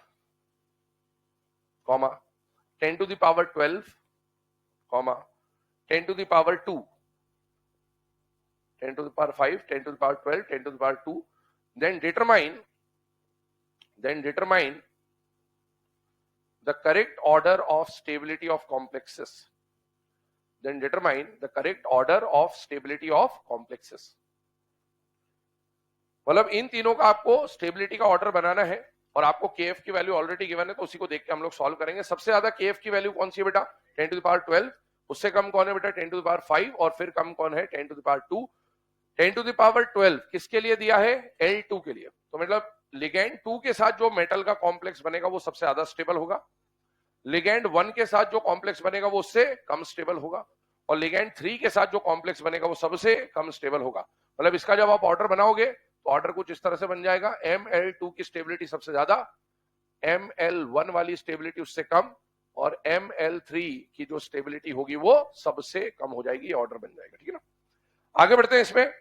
अभी हम लोगों ने इसका न्यूमेरिकल बेस्ड क्वेश्चन देखा कि इसके ऊपर न्यूमेरिकल टाइप का क्वेश्चन कैसा बन सकता है, और उसमें केएफ की या केबी की वैल्यू आपको गिवन होगी, केडी की वैल्यू गिवन होगी, उसको देखकर आप सॉल्व कर सकते हैं। अगला जो पार्ट आता है बेटे यहां पर, वो आता है फैक्टर्स अफेक्टिंग स्टेबिलिटी। अभी हमने न्यूमेरिकल क्वेश्चन करा, अब हम फैक्टर बेस्ड क्वेश्चन कर रहे हैं। मैंने आपको पहले भी बोला कि जब इस तरह से डब्बे दे देगा 3-4, तो आपको उसको वैल्यू से सॉल्व नहीं करना है, या यहां पर केएफ की वैल्यू नहीं देगा, आपको किससे सॉल्व करना पड़ेगा, फैक्टर्स से। और फैक्टर से सॉल्व करोगे तो वही सारे फैक्टर हैं जो हमने सीएफएससी में पढ़े थे। बस एक बात ध्यान रखना, यहां पर एक एक्स्ट्रा फैक्टर ऐड हो जाता है, और वो फैक्टर कौन सा होता है बेटा, नंबर ऑफ किलेट रिंग्स का। जब भी क्वेश्चन में कॉम्प्लेक्स की स्टेबिलिटी के बारे में बात आ जाए, किसके बारे में बात आ जाए, स्टेबिलिटी, वर्ड देख लेना स्टेबिलिटी, एक वर्ड आएगा सीएफएससी और एक वर्ड आएगा स्टेबिलिटी। अगर कॉम्प्लेक्स की स्टेबिलिटी के बारे में बात है तो बाकी सारे फैक्टर तो वही है, एक extra factor, additional factor add होगा, और वो होगा नंबर ऑफ किलेट रिंग्स। और सबसे पहली प्रायोरिटी इसी को देनी है, ये सबसे जरूरी बात है। सबसे पहली प्रायोरिटी किसको दोगे, नंबर ऑफ किलेट रिंग्स को। स्टेबिलिटी का क्वेश्चन आया, और कुछ चेक करो ना करो, सबसे पहले नंबर ऑफ किलेट रिंग्स आपको चेक करनी है। अब आइए इधर देखिए, हमने क्या बोला, नंबर ऑफ किलेट रिंग जितनी ज्यादा स्टेबिलिटी उतनी ज्यादा। अब किलेट रिंग ज्यादा होने से स्टेबिलिटी क्यों ज्यादा हो जाती है, उसके ऊपर चर्चा करते हैं। ये एनसीईआरटी के अंदर का पॉइंट है, एग्जाम्पल के फॉर्म में दिया हुआ है, तो आइए उसको डिस्कस करें। मान लीजिए आपको एक कॉम्प्लेक्स दिया NiH2O6+2, मान लीजिए कॉम्प्लेक्स दिया आपको। अब ये जो कॉम्प्लेक्स है, कल हमने बात भी करी थी कि NiCl2 जब पानी से रिएक्ट करता है तो उसका जो कॉम्प्लेक्स बनता है वो कोऑर्डिनेशन नंबर 4 नहीं बनता, क्या बनता है, कोऑर्डिनेशन नंबर 6। ये कॉम्प्लेक्स है, और इस कॉम्प्लेक्स की रिएक्शन एथाइलिन डायमीन से कराएंगे। ये कलर में भी जब हम पढ़ेंगे तो काम आएगा, है ना आपको। इथाइलिन डायमीन से कराएं। मुझे बताओ वाटर कैसा लिगेंड है, मोनोडेंटेट, और ये कैसा लिगेंड है बेटा, बाइडेंटेट। तो अगर ये सब्स्टिट्यूशन कराना है, इसको अंदर ले जाना है, वाटर को बाहर करना है, तो जब एक ईएन जाएगा तो 2 वाटर बाहर करेगा, ऐसे फिर एक और ईएन जाएगा 2 वाटर बाहर करेगा, एक और ईएन जाएगा 2 वाटर बाहर करेगा। चेक करिएगा, 3 ईएन चाहिए। 3 ईएन जब अंदर जा रहे हैं तो बेटा ये बन जाएगा NiEN3 2+, और कितने वाटर बाहर आ गए बेटा, 6। अब एक बात बताइए, किलेट रिंग याद करिएगा, number of chelate ring is equal to density -1, कुछ इस तरह की बात भी कर चुका हम लोग। मुझे बताइए इसमें नंबर ऑफ किलेट रिंग कितने होंगे, 0, क्योंकि किलेट रिंग या किलेटिंग लिगेंड वो होते हैं जो मोनो होते हैं या पॉली होते हैं। पॉली, ये मोनोडेंटेट है, ये तो रिंग बनाएगा ही नहीं। पर क्या ये पॉलीडेंटेट है बेटा, यस। तो एक ईएन एक रिंग बनाएगा, क्योंकि 2 जगह काटेगा तो एक रिंग बनेगा। ऐसा दूसरा ईएन भी एक रिंग बनाएगा, तीसरा ईएन भी एक रिंग बनाएगा। नंबर ऑफ रिंग कितनी होगी, 3। अब बताइए यहां से वहां जाने पर किलेट रिंग बढ़ रही कि नहीं बढ़ रही, बढ़ रही। और अभी हमने क्या बोला, किलेट रिंग बढ़नेगी तो स्टेबिलिटी बढ़ेगी। लेकिन किलेट रिंग बढ़ने से स्टेबिलिटी कैसे बढ़ गई, उसका कारण समझिए। थर्मोडायनेमिक्स सुना है कभी, स्पॉन्टेनिटी एक वर्ड आता है, रैंडमनेस, है ना। यहां पर देखिए 1 और 3, 4 पार्टिकल्स हैं। क्या इधर से इधर जाने पर डिग्री ऑफ रैंडमनेस बढ़ रही है, और डिग्री ऑफ रैंडमनेस बढ़ेगी तो ये तो लॉ ऑफ थर्मोडायनेमिक्स ये कि सब चीज स्पॉन्टेनिटी बढ़ाने के लिए ही होती है। तो इधर से इधर जाने पर डिग्री ऑफ रैंडमनेस बढ़ रहा है, स्पॉन्टेनिटी बढ़ रही है, और स्पॉन्टेनिटी बढ़ रही मतलब रिएक्शन इधर से इधर जाना चाहेगा, और इधर से इधर जाना चाहेगा मतलब इसके मुकाबले उसकी स्टेबिलिटी ज्यादा। और उसकी स्टेबिलिटी ज्यादा को अपन अब बार बार अगर ऐसे नंबर ऑफ मॉलिक्यूल से चेक करेंगे तो अपने को बहुत समय लगेगा। तो अपन सीधे सीधे किससे चेक कर लेते हैं, रिंग से। रिंग का लॉजिक समझिए। रिंग का मतलब क्या होगा कि लिगेंड जितना ज्यादा पॉलीडेंटेट होगा तो एक लिगेंड आएगा और उतने ज्यादा मोनोडेंटेट को सब्स्टिट्यूट करेगा। जब मोनोडेंटेट को सब्स्टिट्यूट करेगा तो इधर नंबर ऑफ मॉलिक्यूल्स बढ़ जाएंगे, और इसीलिए इधर से इधर जाने पर, रिंग बढ़ने पर स्पॉन्टेनिटी जो है वो बढ़ेगी, या फिर स्टेबिलिटी जो है वो बढ़ेगी। आइए इसी फैक्टर को हम लोग यहाँ अप्लाई कर रहे हैं, और वो फैक्टर है बेटा नंबर ऑफ किलेट रिंग्स का। चेक करिएगा, एग्जाम में जब भी फैक्टर अफेक्टिंग स्टेबिलिटी की बात आ जाए तो बेटा आपके सामने ये सारे फैक्टर्स हैं, पर इन सारे फैक्टर्स में से सबसे पहला फैक्टर जो आपको लगाना है वो है नंबर ऑफ किलेट रिंग। अगला फैक्टर वो स्ट्रेंथ ऑफ लिगेंड, जितना स्ट्रॉन्ग होगा प्लेटिंग उतनी ज्यादा, स्टेबिलिटी उतनी ज्यादा, सीएफएससी उतनी ज्यादा। Charge, Z effective of CMI का मतलब 3D 4D 5D, 3D 4D 5D में नीचे जाते थे, 3D से ज्यादा 4D, 4D से ज्यादा 5D। आइए अब इसमें अगर हम लोग यहां पर देखें तो पहला एग्जांपल चेक करिएगा, आपको ये 3 एग्जांपल दिए, बोला इसका स्टेबिलिटी का ऑर्डर बनाओ। स्टेबिलिटी का नाम सुनते ही सबसे पहले क्या चेक करना है, number of chelate rings. Number of chelate rings check करिए, मुझे बताइए यहां पर नंबर ऑफ किलेट रिंग कितनी बनेगी, 0, मोनोडेंटेट है। यहां पर बताइए मोनो है या पॉली है, मोनो है, नंबर ऑफ किलेट रिंग कितनी हो जाएगी, 0। मोनो है या पॉली है, मोनो है, नंबर ऑफ किलेट रिंग कितनी हो जाएगी, 0। नंबर ऑफ किलेट रिंग तीनों जगह पर क्या है, 0। अब नंबर ऑफ किलेट रिंग 0 है तो अब आप दूसरे फैक्टर देख सकते हो, पर अगर किलेट रिंग अलग अलग होती तो जिसकी किलेट रिंग ज्यादा उसकी स्टेबिलिटी ज्यादा। अब आप अगला फैक्टर देखिए, अब देखो मेटल अलग होगा या लिगेंड अलग होगा या चार्ज अलग होगा, वही कहानी है। क्या इन सब में लिगेंड अलग अलग है बेटा, यस। यहां पर कौन सा डोनर है, carbon, sorry chlorine, halogen donor है। यहां पर कौन है, ऑक्सीजन डोनर। यहां पर कौन है, नाइट्रोजन। क्या हेलोजन से ज्यादा स्ट्रॉन्ग ऑक्सीजन और ऑक्सीजन से ज्यादा नाइट्रोजन, तो इधर से इधर जाने पर CFSC जो है वो बढ़ रही है, स्टेबिलिटी बढ़ रही है। इसका मतलब यहां पर अगर मैं इसके फैक्टर के बारे में लिख दूं तो यहां पर हमने स्टेबिलिटी को किससे सॉल्व करा है, स्ट्रेंथ ऑफ लिगेंड से, कि stability directly proportional to strength of ligand. बोल दे बेटा अभी क्लास चल रही है, थोड़ा समय बचा है, मतलब बिल्कुल इंतजार में लगे रहते, समय हुआ तुरंत फोन, एक पल की भी जुदाई सही ना जाए, है ना, खतरनाक तरीके। आइए अगले वाले केस में बात करते हैं, FeCl6, FeOX3 और FeN3 चेक करिएगा। नंबर ऑफ किलेट रिंग इसके कितने हो गए, 0। यहां पर बताइए क्या ये पॉलीडेंटेट है, यस, रिंग बनेगी, कितनी रिंग बनेगी, 3। यहां पर भी आप देखिए ये भी पॉलीडेंटेट है, कितनी रिंग बनेगी, 3। अब इन तीनों में अगर हम बात करें तो इसकी रिंग 0, जिसकी रिंग कम उसकी स्टेबिलिटी सबसे कम, और उनकी रिंग ज्यादा। लेकिन अब उन दोनों में टाई हो गया, अब रिंग में टाई हो गया तो अब आपको फिर बाकी फैक्टर देखने पड़ेंगे। कौन सा डोनर है, ऑक्सीजन, कौन सा डोनर है, नाइट्रोजन। इस तरह से ऑर्डर बन जाएगा, ठीक है। तो आप इसको ring as well as strength of ligand, दोनों चीजें यहां लगी है ना, मैं लिख नहीं रहा हूं, आप लिख लीजिएगा। अगले पॉइंट पे आते हैं। अगला पॉइंट चेक करिए, FeOX3 और FeEDT। सबसे पहले स्टेबिलिटी का जब भी क्वेश्चन आएगा, number of chelate ring check करना है। एक ऑक्सिलेटो एक जगह काटेगा तो 3 ऑक्सिलेटो 3 जगह काटेगा तो रिंग बनेगी 3। एक ईडीटी, अब ईडीटी 2 पढ़े थे हमने, पेंटाडेंटेट और हेक्सा। मैंने बोला था बाय डिफॉल्ट कुछ ना है तो क्या मान लेना, हेक्सा। एक ईडीटी है 6 जगह काटेगा, काटेगा 6 जगह, रिंग बनेगी 5। क्या यहां पर नंबर ऑफ रिंग सेम है, अलग अलग है, अलग अलग। जिसकी नंबर ऑफ किलेट रिंग ज्यादा उसकी स्टेबिलिटी भी ज्यादा। तो इसको आप सॉल्व कर रहे हैं with the help of stability directly proportional to number of chelate rings, है ना। तो ये सॉल्व करने का तरीका है, हमेशा पहले किलेट रिंग देख लीजिए। किलेट रिंग अगर किसी की ज्यादा है तो उसकी स्टेबिलिटी ज्यादा है, और अगर chelate ring by chance equal हो जाती है तो फिर वही या तो स्ट्रेंथ ऑफ लिगेंड या चार्ज ऑफ मेटल या 3D 4D 5D ऐसा कोई फैक्टर आपको काम में आएगा। इसको लिख लेना। इसके बाद में ध्यान से देखना इधर, इसके बाद में ये कुछ क्वेश्चंस यहां पर मिलेंगे आपको ना, बता गया, हाँ ये 2 क्वेश्चन है ना, ये एनसीईआरटी के क्वेश्चन है दोनों, ठीक है। तो ये आप स्लाइड में देखकर इनको सॉल्व कर लेना, स्टेबिलिटी के ही क्वेश्चन है, नंबर ऑफ रिंग आप निकाल लेंगे उससे सॉल्व हो जाएगा। तो ये आप 2 क्वेश्चन सॉल्व कर लीजिएगा ना,